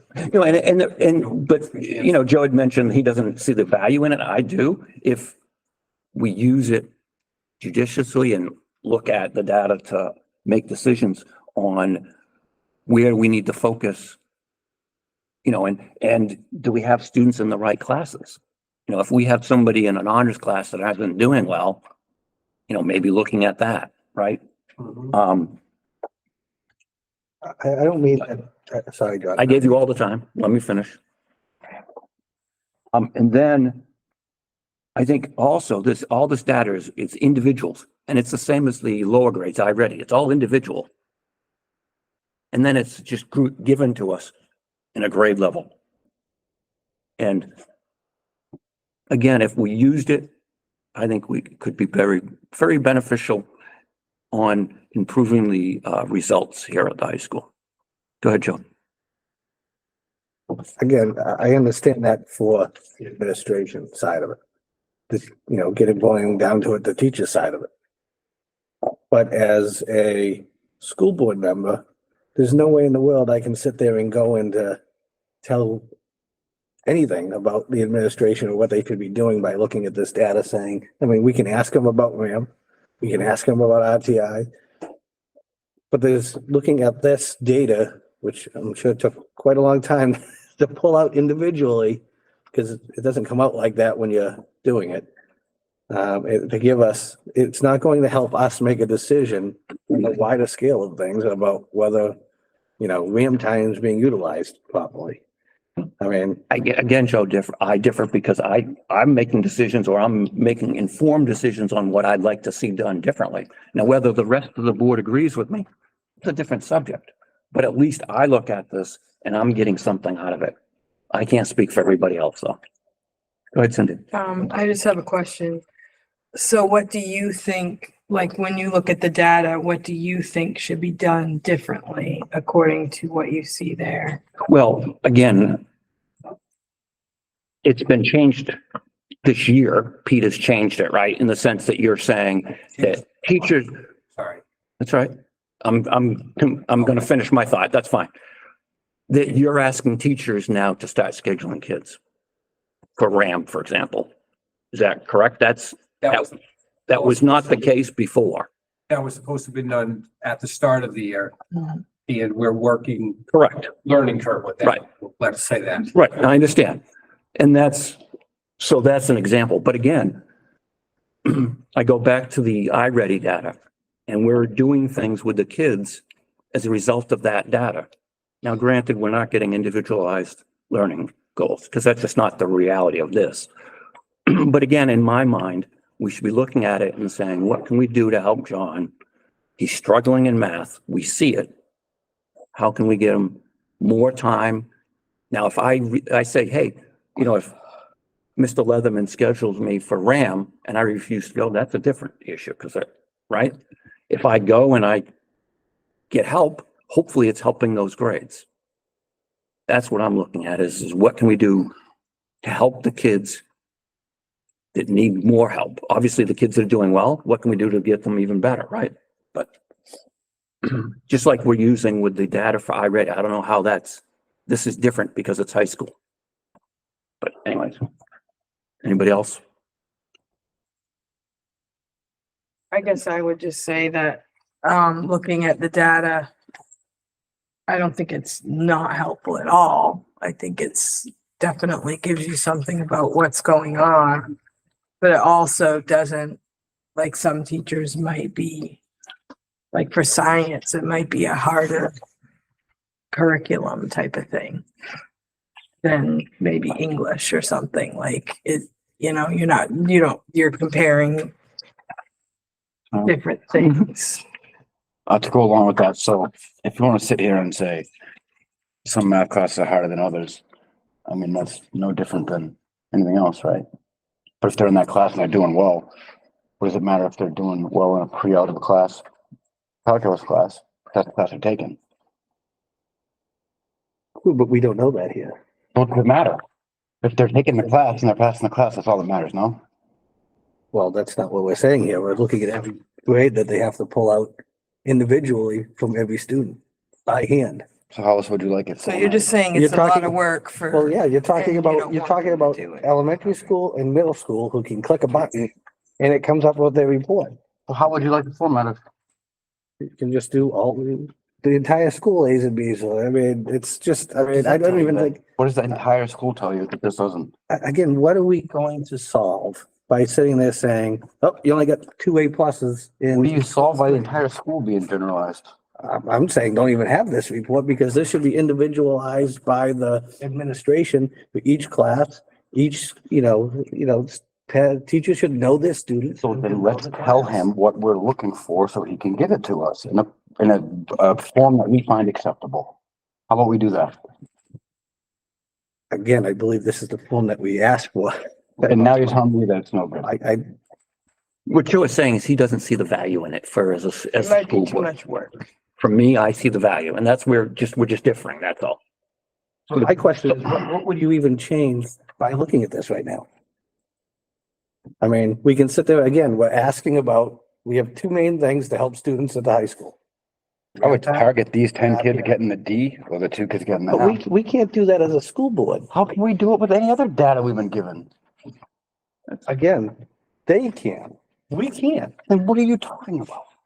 Is what I'm confused about. What are you trying to solve yourself over there that we can do with the other data that we can't do So with I'm gonna this? ask administration to sit there and spend 20 hours giving us something that we can't do anything about because they should already be doing it themselves. We should be asking the questions. Are students sitting there getting scheduled van time? Yes or no? I mean, again, like John said, if you skip, we can't do anything really about that. Except, you know, We can bring them to RAM and we can schedule them to the RAM. But my question is, what can you do with the other data that you can't do with this data? I don't think it's a matter of what. That's what you just said. It's We not- can't, as a board, can't do anything with this. What are we gonna do with it anyway? again, it's more about time. We're having administration spend much more time on this data than we have on the other two. It's not a click of the button. Okay, so then again, how would you like it broken down so that we can I use don't it? think, I think this is completely, no, I don't want to see it for the high school because it takes too long. I agree. I wouldn't want to. Can I ask, how long did it take? Yeah, that was my question. Collectively, To get this page the way it is right now, start to finish, what's your ballpark time? ballpark, I would say 8 to 10 hours.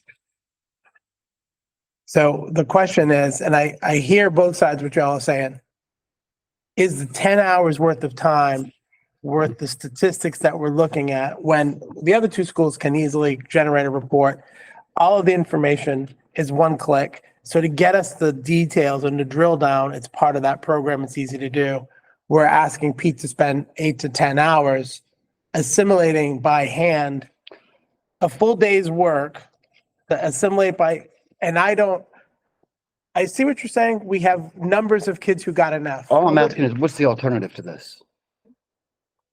But that's That's my I think that's a question. What's question the more for alternative? Pete. Like, what would be the alternative? What's another way you can show us aggregate data without spending 10 hours of manual labor to put this in here? Because to know, for instance, that in English, of the 298 kids enrolled, 15 are getting F. So there's not enough green and yellow triangles on it. It's not about green and yellow. It's when It's you, the same data. No, it's not because we have state averages. I can't, even without state averages, we know, at least I know where I'm comparing to something on the other data. right? This, I'm comparing it to myself. There's no, I mean- there's no comparison here is the thing. What This happens, is a point in time, 15 kids are getting an F right now. We don't know what happened last quarter. We don't know. And unless Pete does this quarter by quarter by quarter by quarter, we won't. So if we ask him to continue putting this kind of time in, yes, we'll see those trends. But the question I have is in elementary and in middle school, there's a more established class set. They have things that all the kids are doing. In high school, they get to choose what they take and when. So They that's have my to take- point. How do you come up with the same type of data? I think it's impossible. I don't know that. High school. I don't know. I don't have a good answer. I see value in the data that's, I'm going to go back to my old question. Is the juice worth the squeeze? Is the data that we see in front of us worth 10 hours of Pete's time? Initially, we sat here with the high school data from iReady and said, look, we can't take this at what is given to us because the kids don't take it seriously, right? That's what we all kind of sat here and said, this isn't really accurate because nobody takes it seriously, so we can't really put too much into that. Right. So what other way can we present that data? I'm gonna, We can use it. can you let Pete and I bring a proposal forward and figure out what, I think I would prefer you that's guys the do best it. way to go. I don't know if you guys need to consensus that because John is, Well, I was gonna ask at some point, your thoughts on the data, having done it twice now for the high school. Is it productive for the administration to have this? I think, here we go again. I think that it's productive for Pete to take a look at in a snapshot, how many kids are failing, how many kids are getting A's as a snapshot. It's not useful data. I think the B's and the C's, but I also think too, the AP classes and all that weighs into it. I think that as individual class, whether a kid is taking AP Cal or a kid is taking AP History, who's getting the A's in that, who's getting the F's in that? And, John makes a good point. Should that kid be an AP? But those are more individual class decisions of a kid being successful or not, up and down. I am really confident in the last year or since September that Pete, Joanne, Tricia, Marie, the teachers, all of these individuals are extremely invested in kids' success now. And so that they're taking the time to meet with kids and be successful. I've come over and asked questions because parents call me, and I can tell you within 15 minutes, there's an email going out to a parent or whatever, and I get an email thanking me from the parent saying, thank you, that they have some clarity as to what they're being successful. So do I think there's some value in this? I'm not going to sit there and say no. Do I think it needs to be done every quarter? Probably not. Maybe it needs to be done once a year to take a look at as a snapshot to see where we're at. And if we see some huge discrepancies, I think that's a red flag for Pete and Joanne to say, we got a bigger issue here. And I think then that's when we need to come to the board and say, we got an issue and own that issue and how we're going to fix it. I mean, I'm definitely not saying anything is useless.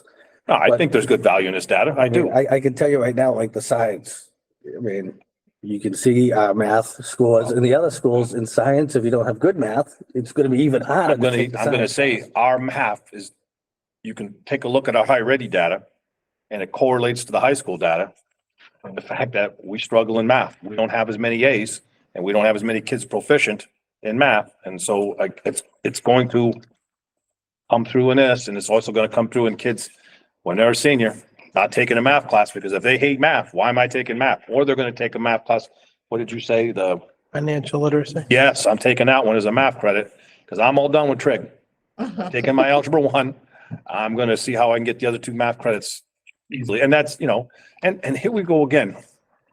I say this in middle school, and I've said this to Tom 100, recently quite a bit. We got a round hole, we take a square peg and we bang it in really hard in middle school because you will take this math class, you will take this English class, you will take. Where in high school, all right, I got to take this one math class. I have to pass algebra. Right. After that, I can take what I want because as my daughter, she's a degree, she's a successful DCYF officer. To get her to pass algebra, I had to put her in a headlock and sit at the table and say, you will take this and you will do this. You put a pen in front of her, girl could write like you can't believe. Her law briefs are as well written as any lawyer could write. So it wasn't a strength for her. So I think we have to identify those kids who are strong in math and really push them too. So those kids that want to be engineers. So it's. So can I can I step back and ask a different question? So one of the things I do every day when I'm talking to customers is we asked for an output and he gave us an output, and it's a good output. It's valuable output. But what we want is an outcome. We want to know what piece of information we can use to get to a certain goal. And is this the right piece of information to achieve that goal? So if we're going to do something so that we can support the children and we can support learning for the kids who are struggling, is this the right tool? Is this the output we need to get to our objective? I think what I'm hearing is, while this is valuable data, it might not be the right piece of information. It might not be the right tool to get us to the output. I mean, the outcome rather. That outcome we're looking for is the data. Every piece of data we've heard tonight is about supporting children's learning and making them grow. Numbers on a page that tell me how many kids are failing doesn't help that kid grow. It helps me identify kids who, to some degree, but they have a lot more detail. Pete can go in and look and go, okay, I know what this is, but is this helping them grow? Does that help you? Does this help you do what you need to do to support the kids? I don't have an answer. You can answer that. I don't. I like your idea of coming up with another outcome. What is the outcome we want? That's the answer we need to come up with. And then you guys need to give us an output to match. And I think that's just the way I approach problems every day. What is that outcome? What do I want to be? What do I want to do so that I can help them? I need to know what this is. Good, Joe. I mean, John kind of mentioned it before, how many, we're assigning students to VAM time how many people are showing up? You know, out For the of, ones who we can assign them, they still have to go in and do the Oh. work yeah, as well. So if he's struggling in math or she's struggling in math, we can assign them ourselves 4 days a week to go to math class. How productive are they in that RAM time during that math class? Oh, I think there's probably some data. How many kids have recovered a competency? And How many kids have, have showed up to RAM and they succeeded? I mean, that's more, it's more, I don't want to say it's quantitative, but it's also qualitative data where we have to sit down and take a look at it and say, okay, pre-algebra, we had 10 kids that and they recovered their competency out of 15. That's a good, I mean, we'd love to have a higher, I'm just throwing that number out there, but right. that would be a number that we could report back that these number of kids recovered competencies. Because quite honestly, the kids who, so that's one area. So now you got to figure out how do you take the kids who are scoring really well to be successful? How do we report out on them? So number of kids in AP who have passed, number of AP, I don't know. I'm just throwing stuff against the wall. I think it's a bigger picture that we got to talk about. And mentioned AP, how many students that take AP actually pass the test in AP? Yeah. I know nationally, it's actually, low. it's a low percentage. Yeah. But like you're saying, is that more of an issue of should that student be in that class, or is that an issue? Well, yeah. I mean, because when I look Again, at not, so sometimes we don't, I don't want to sit there and say to a kid in AP should, I want that kid to push. Right. But As long as they're successful. failing, I mean, That's different. That's a different story. when I look at this, it doesn't read much differently than all the other data that we've seen tonight. You got your kids on this end, your kids on that end, and mostly in the middle is, this isn't I bad. think it's more about the amount of time it is to pull that data. I understand that, but how else do you do it? Well, I know, we got to figure that out. I think that we can come up with a better way. This is what we got. Yeah. I don't have any better ideas and I can use this. This works for me. I don't know about anyone else, but What I think to move things along, Terry, you had mentioned to work with Pete to come up with an alternative, whatever that looks like. Just have it as a different agenda item and have us figure out what it is and does it make sense for us? Does that work for everybody? But is this data that as he, like we were saying with the discipline, that as he does it, it won't take him 8 to 10 hours next time. That's the goal. Streamline the process. So now it takes 1 hour, maybe 2. Yeah. It's not going to take 8 to 10 hours every time you do it, is it? It's going to take him longer. Those are already in there now. Yeah. I have to tweak them just because obviously there were, a couple of glitches. If you come back in the spring, it took you 12 hours to do this. I mean, then that's a problem. Right. But if you said, no, I got the initial setup and it took me 2 hours to get this data, And we're good to go. that's not a So- problem. Well, that's a good question.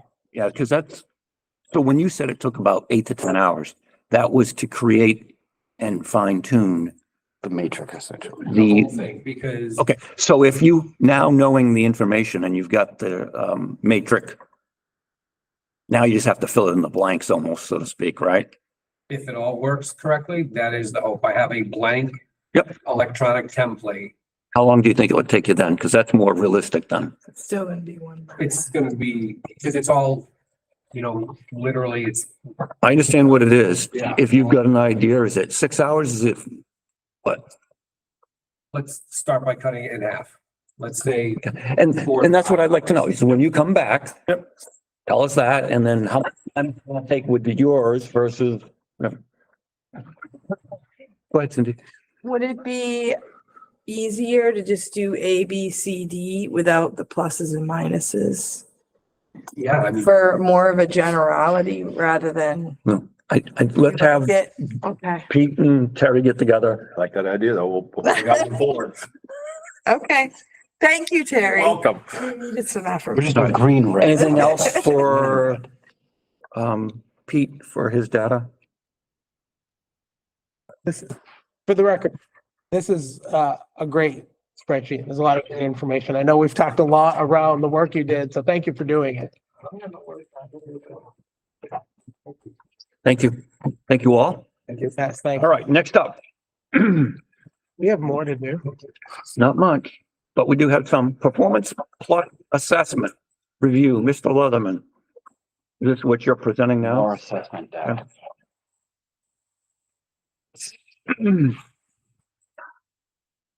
Yeah, this one was like, okay. This is Yeah, I terrible, by needed the way. some Don't help ever on buy that. this. I don't buy that junk. Monster water. Like 2 months. That's all I had in the. Terry, is this one of those, if I stare long enough, it's gonna pop out at me? Gross. No, there's no water. It's like salsa water, like my grandmother would drink in a Monster can.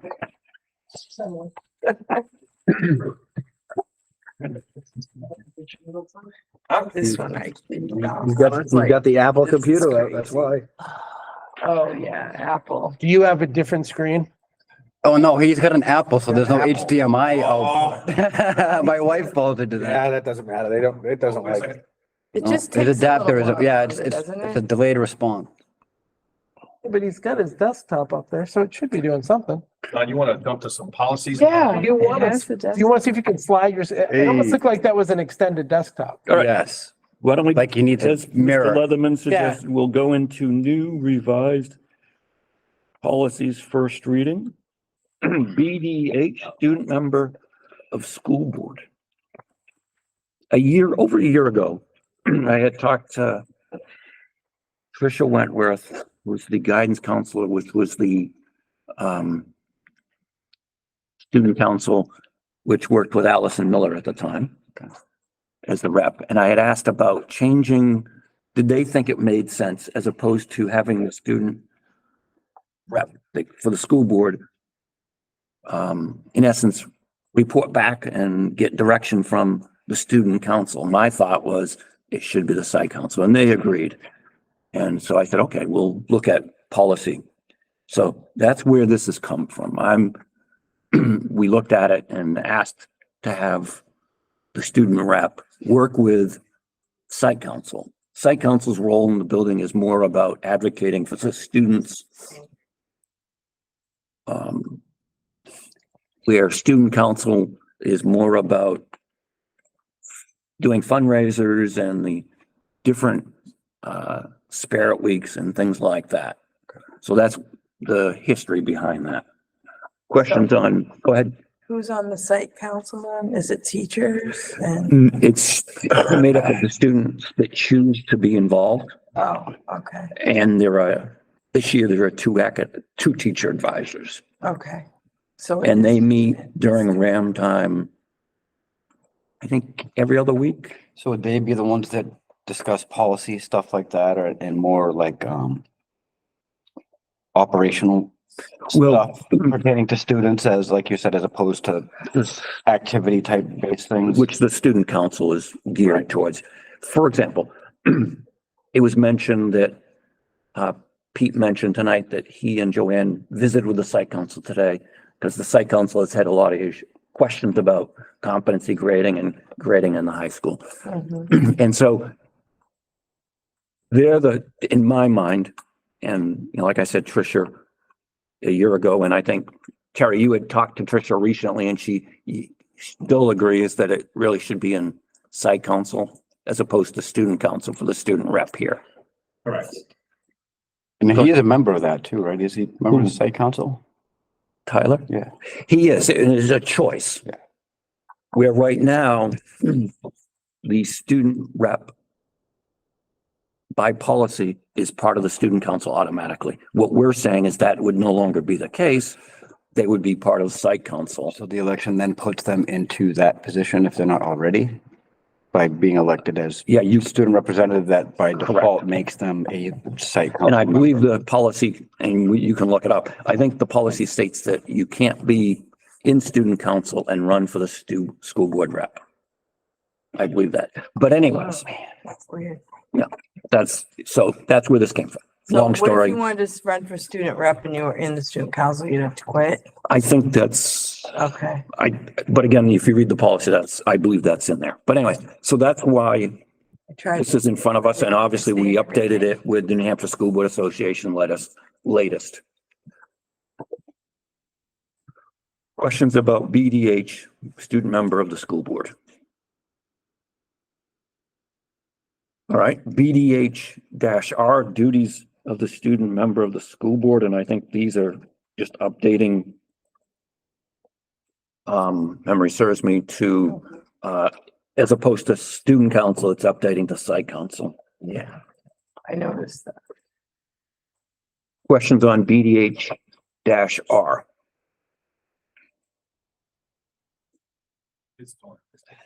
It would, I do it have would a also question. change its coding. Go ahead. Do they vote on the student council representative or like? There's the elections group? Okay, for student council. Today's freshmen, sophomores and juniors will have elections later in this spring for next year. The incoming or today's eighth graders will have their election for student council in the fall. so do When they they get up vote here. do they have voted members for site council or is that a volunteer? It's students who choose to go. Okay, And that is, if you go today, you don't have to go necessarily the next time. Right now, that's how site council is okay. managed. How many people are usually in that? Just variable? I don't know. But it sounds like there's quite a few. How many is quite a few? I don't know. It varies from grade to grade too, depending on how many students want to do it, so. Yeah, and where student council right now, it's equally dispersed in the sense that I think it's 4 from each grade are in student council. Whereas Joe mentioned, you could have 10 seniors in site council and that could be all of it that day. It just how it works. And then did I go over? Okay, then BDHA duties of the school board, and that's again as a result of changing it from student to site. Yes, student to site. Any questions on that one? That last one is JLCF, wellness policy. And this one, our school board policy is in conflict with what's in the handbook. And in the handbook, it allows, if you have recess currently, you're allowed to, or the administration, teachers are allowed to take students and they lose the ability to go to recess for detention or other things. So our policy says that every day they get to go. And so the administration asked the policy committee to look at changing it to reflect what's in the student handbook. So, questions on that one? All right. No, it's just that one word change, right? Generally not withheld. In the wellness policy, I have to open, I didn't open it up. Yeah, just had one. It's literally a one word change. Yeah, okay, so out of the 6 pages, yeah, so I couldn't remember. Right, generally that means not typically. It used to say just will not be withheld, and this says generally, they give them an option to withhold it if they want. Yep. Yeah, I think the policy committee left Isn't it. that Okay, Spitting all of that? Nothing. can you talk about this? Because we have it in front of us, right? So, But before you start, go ahead. any other questions on JLCF wellness policy? All right. Now we're gonna go back to performance plus assessment review. Terry wanted to share this information with us. You want me to try to hook mine up? Now, Okay. it's getting late. Oh, I got mine. Heading? Yeah, we get it. But I guess. They're just talking about pages with numbers. It just has Well- colors. Well, that's one part of it. Basically there's a component called Performance Matters in Power School now that can take every bit of assessment that we have and uploads it. What you're looking at is when I went through and I took, whatever grade, I think it was 4th grade, and I clicked on every one of their iReady tests that they've taken. I And you clicked can on, say there, the individual student, yeah, yes. but we can't see You any. can't see that. So I click a button, it populates all the kids and then I can arrange it. So that's another piece of data that I can take. This is historically how this kid has performed in iReady over the last 4 years or years. As a student. Yep. The side would be students' names and going across is how they performed. Oh, you got, It was up, but I unplugged it because of the students' names. okay, yeah, 'cause I'm just talking through, yeah. Okay, Oh, I had it all blocked out. I had the best laid plans. good. It's fine, but we can see it. But I can do that. I can also take within that iReady, like what Jessica was saying, if you want to take a kid and look at numbers and operations, I click a button and every time they've taken that test, how they've done on numbers and operations, how well they've done on geometry. through Power School. I populated it. It gives me a spreadsheet. I can sort it and I can say, all right, these are all my red kids. I'm going to go work on them with geometry because they did not perform well in geometry or numbers and operations or strength. I can also do that with reading, comprehension, phonemic awareness. This could also make you aware to other issues where it's green across the board and all of a sudden turns red. Yep. What happened? So Right. that brings up. Something's going So, on. and again, we did this in Barrington. I could say, unfortunately, mother passed away, Right, yeah. divorce, But those are things that, or reasons, dog died. Right. The day before there are a plethora of things that can happen that can affect a kid and why they've scored this that way. can key a teacher into helping it. Yep, absolutely. And also controls, I can get the New Hampshire SAS on there. It looks like we can do SAT. So it is it's a one-stop click. And the amount of data you can gather is just absolutely so that they can use this and sit. A teacher has their class, administration has the whole school. A reading specialist would have access to the whole school. So that way they can take this data and use it to help drive that instruction again. Now, say I'm a fifth grade teacher, would I have access to fourth grade? You would have access to their third, Previous, like, fourth, whatever this student's whole history up until my, yep, to your grade. Yep, to my. absolutely. Go ahead. Sorry, so I'm not sure exactly what I'm looking at. You're looking right there at, Upline, for example. proficient students in reading. It says at the top, it's got little labels. I don't have it with me. I ready result math overall, It's a timeline, FS right? fall 22-23, and the Got it right first here. one is in green and it's 5-24-29. So you got iReady math overall in fall, iReady results math overall in winter. So it goes in actual iReady in spring and fall and winter. So I've got it set up so it's So left to right. order of the test. Individuals, Blue is above Yes, green, I would assume. Each line, each row. each row is an individual, Individual kid, and the number inside the square their score. is their actual score. And that's their So where is progression blue across coming the from? time. Blue is high.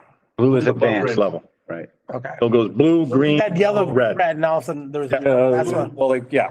okay, I was just making sure. It's a wonderful tool for teachers, administration to sit down. Yeah. I would go and I know Tom and Jessica over the summer, I'd be like, here you guys go. Here's your class so that they could walk in and already have an idea of which kids were struggling, which kids were proficient. Go ahead, John. That's cool. Thank you for this. Yep. A lot to take in if you don't know what the heck you're looking. Yeah, it's just another to help you. It's one of those things to show you that there are tools that are available for us to help us. Speaking of that, Yeah. could we get an example if you clicked on one of these students, what your teacher would see? I know you can't. So there's a way you can black out names. I can work on it. I'll have Matt will come up and mess with this thing and get it to work. Just one. I Yeah. don't need a whole. No, I can show you. We block out the names and click, click, click. Yeah, I can try to do that. Now, is there behavioral data attached to this? No. Just. Yeah, that's academic. Yep. But again, when you're in a room, yep. Yeah, I Teachers know. know their kids. And by year two, principal know their kids too. Admin knows the kids too. And I'm assuming when it's white and blank, the student didn't take. Correct. Yep. They weren't. Whatever reason, yeah. Yep. I just wanted to get an understanding. So silly question. There's a blank line all the way across in the middle. Is that an actual student who just never took any tests? Could be. I'd have to look. Could be. No, thanks. I'm trying to cut down. Oh, that's a lot. Missed 100 days of school. That's a blank. Or it's probably somebody who just enrolled late and just doesn't have any data yet. Okay. Again, who knows? All right. In May? Well, when I did this, they could have enrolled September 30th and missed the test. Okay. Like the goal would be to try to get, if a kid moved in from Londonderry, can we get their data? I would think, no. I don't know. Again, privacy, publish, who owns it, who owns the rights? Wouldn't that only be if they were using iReady though? Yeah, but Londonderry uses iReady. That's why Yeah. I pulled their name out. Parents have some say in that. I don't know. I'm sure. But it's just another tool that helped us. And I was like, when Matt told me we had this, I'm like, oh my, I got excited because I absolutely love this type of stuff. I have a question. Yeah. If I'm a parent and I'm one of those parents and I'm like, I don't want you tracking my kid's data anywhere in any of this at all. When you sign as a DPA or DPN, so it's only shared with us. Doesn't matter. I don't want anyone to have it. I don't want my kid's name anywhere near this. Then you would say, I don't want to take that ready test. Opt out. That's it. But And then on the white line. you're a white line. At that point, you might as well not have a report card for that student too. Surely You're a white line. keep grades the other way, but I just don't want my kid data recorded. That's all. So 3 years from now, The state. 3 years from now, these students, these fourth graders are gonna be in, when my math is right, eighth grade, I think. Yep. Doesn't matter. So the eighth grade teacher will see this, all this, what we see here, plus the 3 years they've been doing. What is it that they're gonna gain from that information? Historical, I'd almost say, well, if you got a kid who was green, all of a sudden they're going yellow, red, what's going on? What's their historical growth? How many points can we expect? What has worked with them? Or if I'm yellow, orange. Yeah. Kids are gonna need a little more help It's probably. just the historical. No, I just, yeah. Why, what, who, it just helps answer some questions sometimes. For those kids that we don't know. What happened? Mhm. This kid was doing really well. Okay, well now, okay, let's take or the other way. It's nice when they go yellow, green, blue. I mean, we have some of that. We Mhm. also have the other way too. It's always nice to yellow, green, yellow, blue. What's going on here? I don't see a lot going from green the other way. No. They'll Third- yellow, Would be- green, yellow. What grade is? But I mean, again? I said fourth. it's, They're fourth. Yeah, I think it's, yeah. You said current They're fourth. still. the trends are pretty Invested. consistent. Good choice. Bad attitude, Choice. yeah. Wait, so if I get my current informers, they were in third grade on the far left Yeah. and fourth on the far right. Yeah. Okay, so we do have a few that Oh, sure. from orange to red. There's some regression. But there's a few more that went from orange to yellow to green. Yeah. Those ones seem to Again, stand out a lot more. I would have went, Orange. I would have sorted this at the end if I'd taken the time and sorted the last column. Yeah. By score and then you could see the red, the orange, the yellow and the green and then the blue. But no, this is good It's a information. nice tool that we have. And again, the yellows aren't bad, No, right? no. Yellow is kind of where we want to be. Well, unless it's the end of the Yeah. spring one. Spring one, we want green. Blue, we want blue. Oh, it's even better. And this is high ready, right? But I can do it with SAS too. I have. And you said SAT. SAT. It looks like- SAT and looks SAT. Like it's gonna start being able to feed in that too. But So so all of that. to add to that point, if you look at that middle row in the spring, there's not a lot of orange or red. It's a lot of green. It's a lot of green and blue. Right. Some yellow, but that's, like I said, that's, in my mind, that's kind of where we want to be. Yeah. It's not bad. For this group of kids. I don't know if it has to do with this, but the scores, for example, the top student, 429 and then 455 and then 459 and then 452. Is when I do when I go to a different grade, is that, Different scaled score. so I don't know it that. has no basis off of, that's what I was just, Yeah, it's like, which is fine. well, SAS too, there's scaled scores, so the number's not as important as to what the color is. When you take It's about the color. Yeah. I'd be honest with you, yeah. Huh? I don't see color. Let go. All right. Um, Anything else? No, I'm good. Oh, I think. You have something, Steve, or you also? no, I was trying to get past the color comment. Okay, yeah, I was trying to move. All right. Thanks, Terry. You're welcome. Back to Shutting that off. new revised policy, second reading. None of these policies we had any changes. So first one is E EBCE. I'll make a motion to accept policy EBCE. Get a second? Second. This is to revise and recode. All those in favor? Aye. All right. Motion passes unanimously. Policy EBCE-R, school closings and cancellations. This is to redact this policy. I make a motion to redact policy EBCER, school closing and cancellations. Second, Second. second by Steve. All those in favor? Aye. Aye. Motion passes unanimously. Policy EEA-R, student transportation service. This is a revision. Make a motion to accept policy EEAR, student transportation services. Second, Second. second by Steve. All those in favor? Aye. Aye, motion passes unanimously. Policy JFABB-R, admission of foreign exchange students, revision. Get a motion, please. I'll make a motion to accept policy JFABB-R. Second, Somewhere around. Second. second by Steve. All those in favor?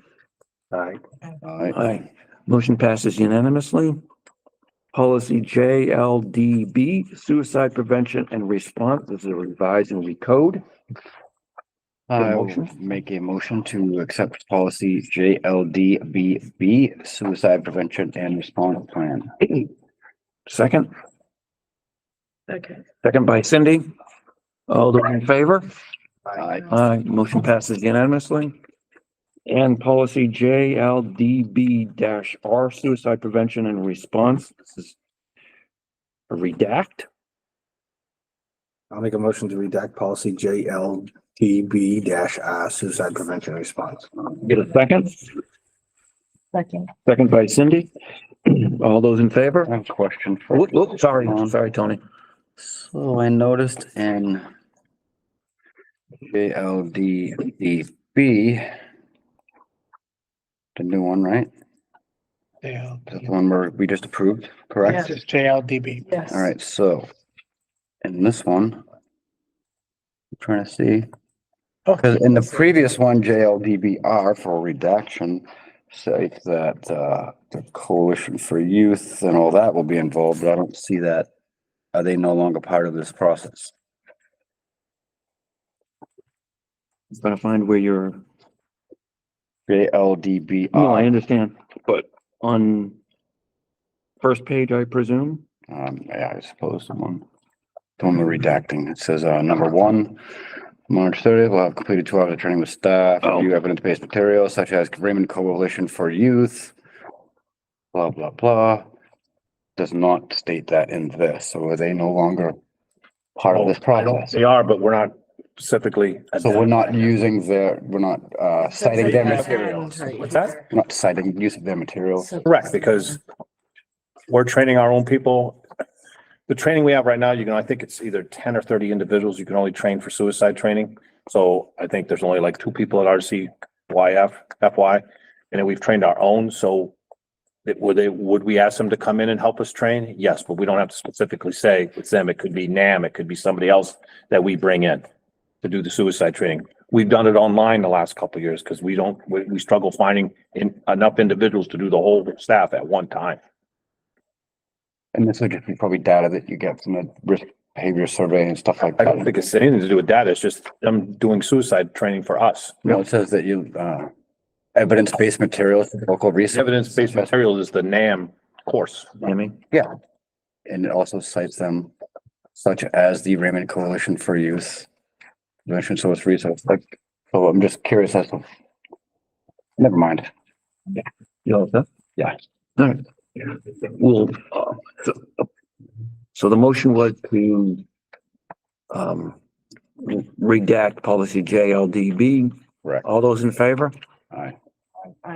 Motion passes unanimously. Thank you, everybody. Next up, monthly financial update. Marjorie. I'm sorry, my computer's about to die, so. A lot of that going around. Wasn't dying, it just wasn't working. No, I had to throw mine on too. Tony, that's in the redacted policy. What I'm talking about. Mhm. We're just trying to find it. It just says that they can use them. It doesn't say that they. It just says they'll be referencing That it could materials be. and data from there, and I just was wondering what materials and data that would no longer be using those. They're trained by NAM, so that's why. So they're trained by, So they would be using materials that they obtained through From some- their training. correct. They're trained trainers. Okay, that makes more sense. Go ahead, Marjorie. I didn't think the coalition was trained suicide prevention. I made a bet with Terry, you guys aren't gonna get to my financials tonight. That's why So she's trying to slow the computer down. Hurry up. I can talk about some more policies. No.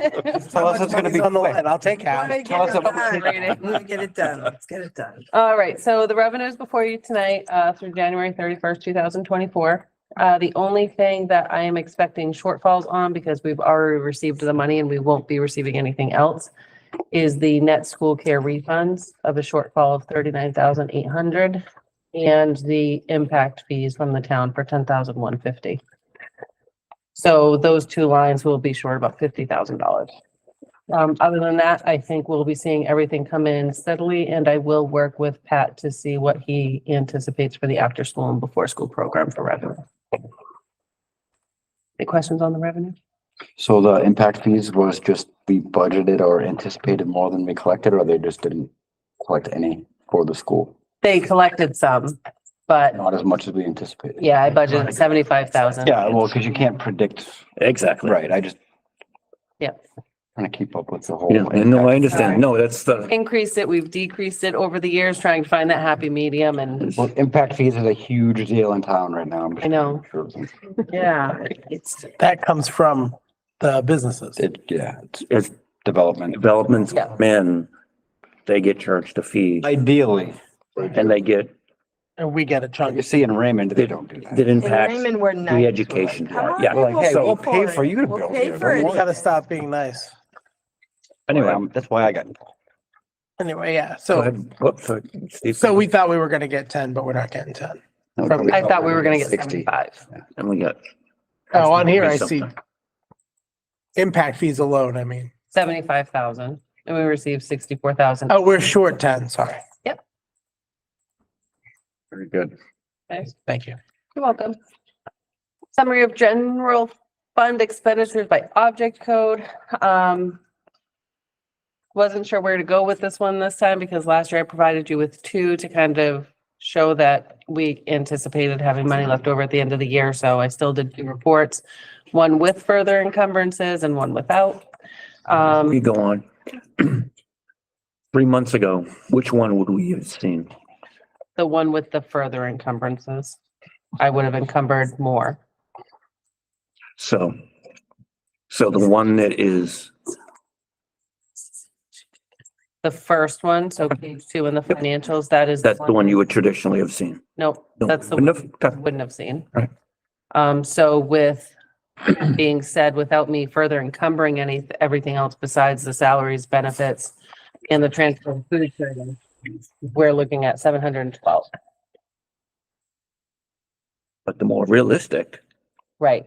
because we know these things So- are gonna happen. If we still spend conservatively and keep an eye on things, I'm still expecting to have about, between $300,000 and $400,000. So the second sheet you have in here is 390. I have a question on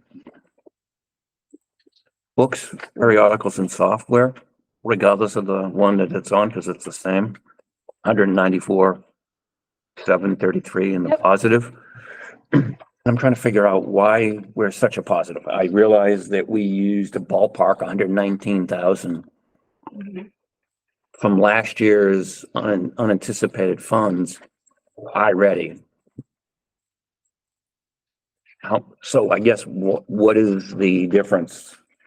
Park is why are we seeing such a positive variance? Didn't we have 175 budgeted for iReady and it didn't come in as high? I have, so we had in this budget, 210 for the curriculum coordinator, for the new programs that we purchased out of last year. Yep. So that was 100, in that line, we have $190,000 left. So I'm basically making sure, Did it cost us to purchase iReady? Like 150. Ballpark, it was like 117. 117-ish And another 40 Yeah, that was 150 something total. to, for math. pilot the math. All right. So that's why I'm leaving that amount in there. Because I'm kind of like, we spent that last year knowing what we were coming into this year. Yeah, because like I said, we got 119 unanticipated, Yeah. cover that. Exactly. So it's not that we haven't purchased things, it's just that because of that transaction last year. I'm leaving that amount in there to offset. I'm gonna have to think through it, but thank Okay. you. You're welcome. Any other questions on those pages? I'm a wealth of knowledge. You ask me any question, I'm gonna find an answer for it. No? That's what I'm looking for. I think you guys are just kind of like. Put it at it's the end and 9:30, it's let's get out of 9:30. here. It's like, You're gonna go. I don't over even care to think about questions. Where's my lunch? Oh, yep, I have that one next. Sorry. Did you have something to say? No, go ahead. Okay. And then the lunch I have anticipated right now that will be $143,000 over the transfer of 65. So at 208, but again, this is only through January. So Do you think it's gonna get better or worse, Marjorie? I'm hoping it's going to get better. Well, hope is different than what you think it's gonna do. I think it's going to get better. Terry's not so. Terry's not so. You're serving chicken fingers, hamburgers, the rest of the school. I keep saying they won't do it. Not meatballs. No. That's all the kids eat anyway, Chicken fingers, right? You can't go wrong. Do it. Can't do it. I'd make a fortune. So we still have a lot of staff changes going on in this department. So as of January 31st, it was as of the old staff, because I gave this to you guys last week. And since then, we've had somebody not doing this anymore, and then somebody replacing that person. So now it's kind of like I have to outweigh the salaries and the benefits and stuff like that. And I really think we're going to see some savings in regards to the supplies. Right, because what happens is we purchase stuff. Yeah. And then as we exhaust that, we're not purchasing more because we're not gonna need it. So that's where I think we're going to have, it's going to look better before we get to the end of the year. Anything else for food? All right, And then your SR three, we still have about $74,000 left in that. Yeah. So, yeah, somebody resigned, the social worker resigned, and I want to get with Ron and Lisa to reconcile this, because we got to get this spent by September 30th to get it down to zero. So we got to come to you with some other proposals to spend this money, but I just, after the election, we know what budget is and we'll have conversations at that point, right? no, not yet, but it's just, I want to Mm-hmm. start putting that seed out there. Anything else on that, Ezra, Martin? Nothing. Thank you. Thank you. All right. Committee reports. Anybody? All right. Superintendent's report. Hard to believe, but the recertification cycle has already started. We're winding things down. I can't believe it. Evaluations are going out soon. Once again, we discussed our retreat. Today's admin team, we met planning that March workshop. Pete, Jessica, Tom, Jody and I are going to meet on Wednesday again and hopefully finalize what our expectations are. It is, I'm not going to lie, it's hard to get a K to 12 building aligned, vertical alignment with the different K to 5, K to 5, 6 to 12 UAs, but we're going to get that wrapped up. We actually Wrap it up. the vertical alignment, how we want it to look, what we want it to do in our March 12th workshop. We're actually starting to roll out the time clocks. We've got a couple time clocks in that we bought from Frontline. Yes. Front row is it's a good place to eat or Exeter, but anyways, Frontline, that technology we bought, so we're installing the time clocks. We got them ready to go. We bought that through ESSER funds. Yeah, anyways, we're getting it up and rolling. The first one's been installed at the SAU. And I actually have a bet with Cam that he doesn't think he'll have to touch it in 6 months. I said, I got a $5 bill in my pocket if I offer it. And I was gonna put it in a Friday memo, but I will anyway. I enjoyed the lip syncing contest at the middle school, and I did 2 read alouds over at the elementary. One was flying saucers and aliens, and they were being nice. So we had a nice chat with the kids, and the other one was food coming down from the sky, meatballs, but the kids absolutely. Cloudy with a chance of meatball. There you go. That was an awesome book. The kids absolutely loved it. So it was a lot of fun. I read one about a kid who wanted to be a lion. I thought you said you had a penguin in there, you know. I read 2 books. The lion ate the penguin. 2 times I could sign up for someone snagged. I couldn't come in. I was bummed. Anything for Terry? All right. Next up, correspondence or other. I got something. Go ahead. I drove down Epping Street today at, what time does the middle school get out? 2:35-ish. Yeah, it was probably just before that. And it was not my favorite thing that I did today, driving down that road at that time. Because both ways you got people pulled over on the side of Epping Street with their flashers on. So if there's an emergency going either way, that's going to be a serious issue. I don't know what to do about it. It's a Michael Bell issue. I don't know what I to do don't either. think we can have people parking on Epping Street waiting to pull into the middle school parking lot. That's just a problem. I can't do anything about that. Well, Yeah, actually, We have to do something about it. is that a daily problem? I couldn't tell you. If we could find out. Because Because, today. right, Joe. It is a daily problem. Yeah. Okay. So the reason I ask is because I know years ago, not that far back, but a few years ago, they would actually ask parents to come in at a certain time, depending on the grade. So that to reduce that problem. Because if you're saying, okay, if you're a fifth grader and a fourth, fifth and sixth, for example, you come in at 2:35. And then if you're an older kid, you wait until 2:35 or 2:45 or something.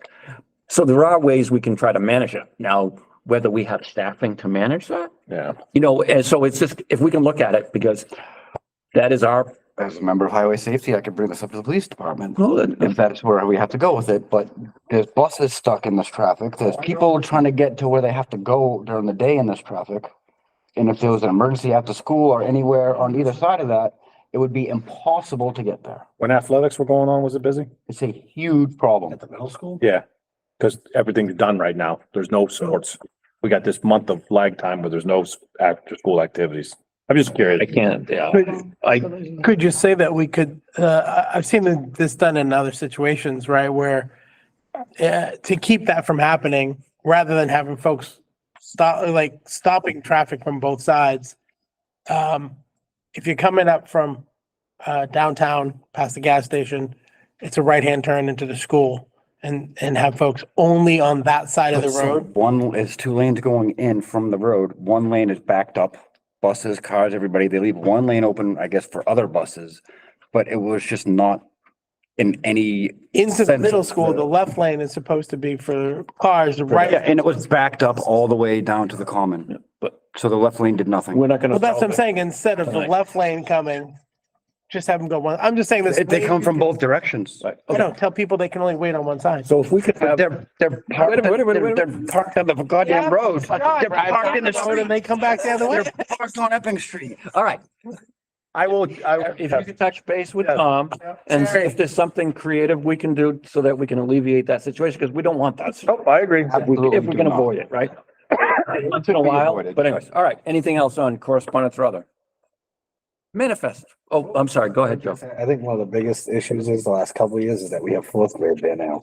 I don't care what the issue is, we can't let it happen. I understand that. It's simple as that. It cannot happen. And John I don't is, care why. It can't happen. we did ask parents to do it, but they didn't always do it either. Okay, well, then. But again, I won't make the effort and then it turns over So to. if we draw a huge traffic diagram, I'm kidding. I could draw it for you right now. Go to It's gonna town. be All right.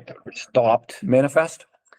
Payables tonight, $1,414,154.47. Payroll, $517,910.52. For a grand total of $1,932,064.99. Thank you. They are signed, and Jennifer, I will email you those figures. Thanks, Marjorie. I will say my drop-off experience in the middle school is decent, but it's the people, I think they get there early to beat the line, but everybody's there early to beat the line, so then they just stack up all up and down the street, and it's a nightmare. Right. Nightmare. Next up, approval of minutes, February 6th, 2024. I'll make a motion to approve the minutes of February 6th, 2020. Second by Steve. All those in favor? Aye. Aye. Abstain. All right, so we've got 4 yeses and Tony abstains. So a motion Not passes. All right, next up, public minutes of February 7th. I'll make a motion to accept the public minutes of February 7th, 2024. Second by Steve.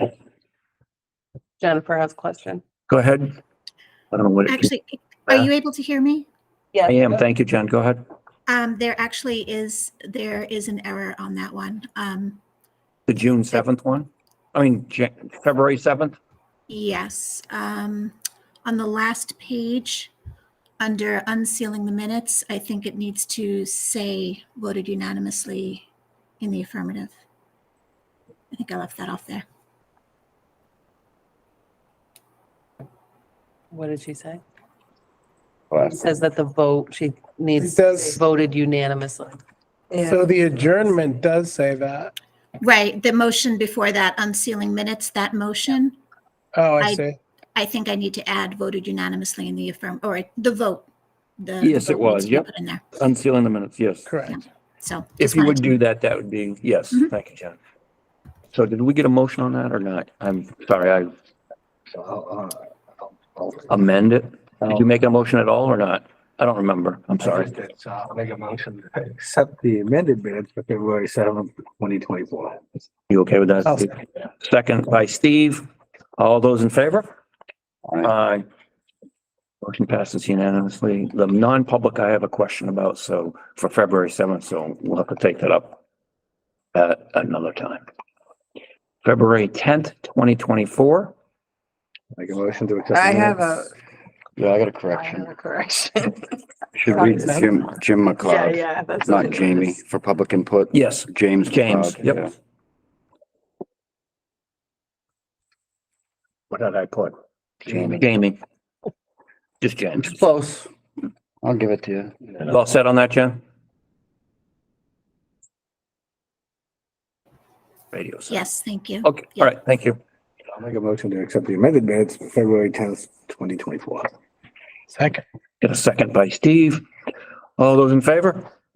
Aye. Aye. Motion passes unanimously. I wasn't there for the motion to adjourn. Oh, that's right. I went to get a drink or something. You were gone. You were walking down the hallway. Getting All right. brownies. Next up. We're all set, right? I'll make a motion going to non-public session under RSA 91-A:3, Roman numeral 2M. Second by Steve. Joe? Yes. Cindy? Yes. Tony? Yes. Steve? Yes. And myself, yes. Open again. That's correct.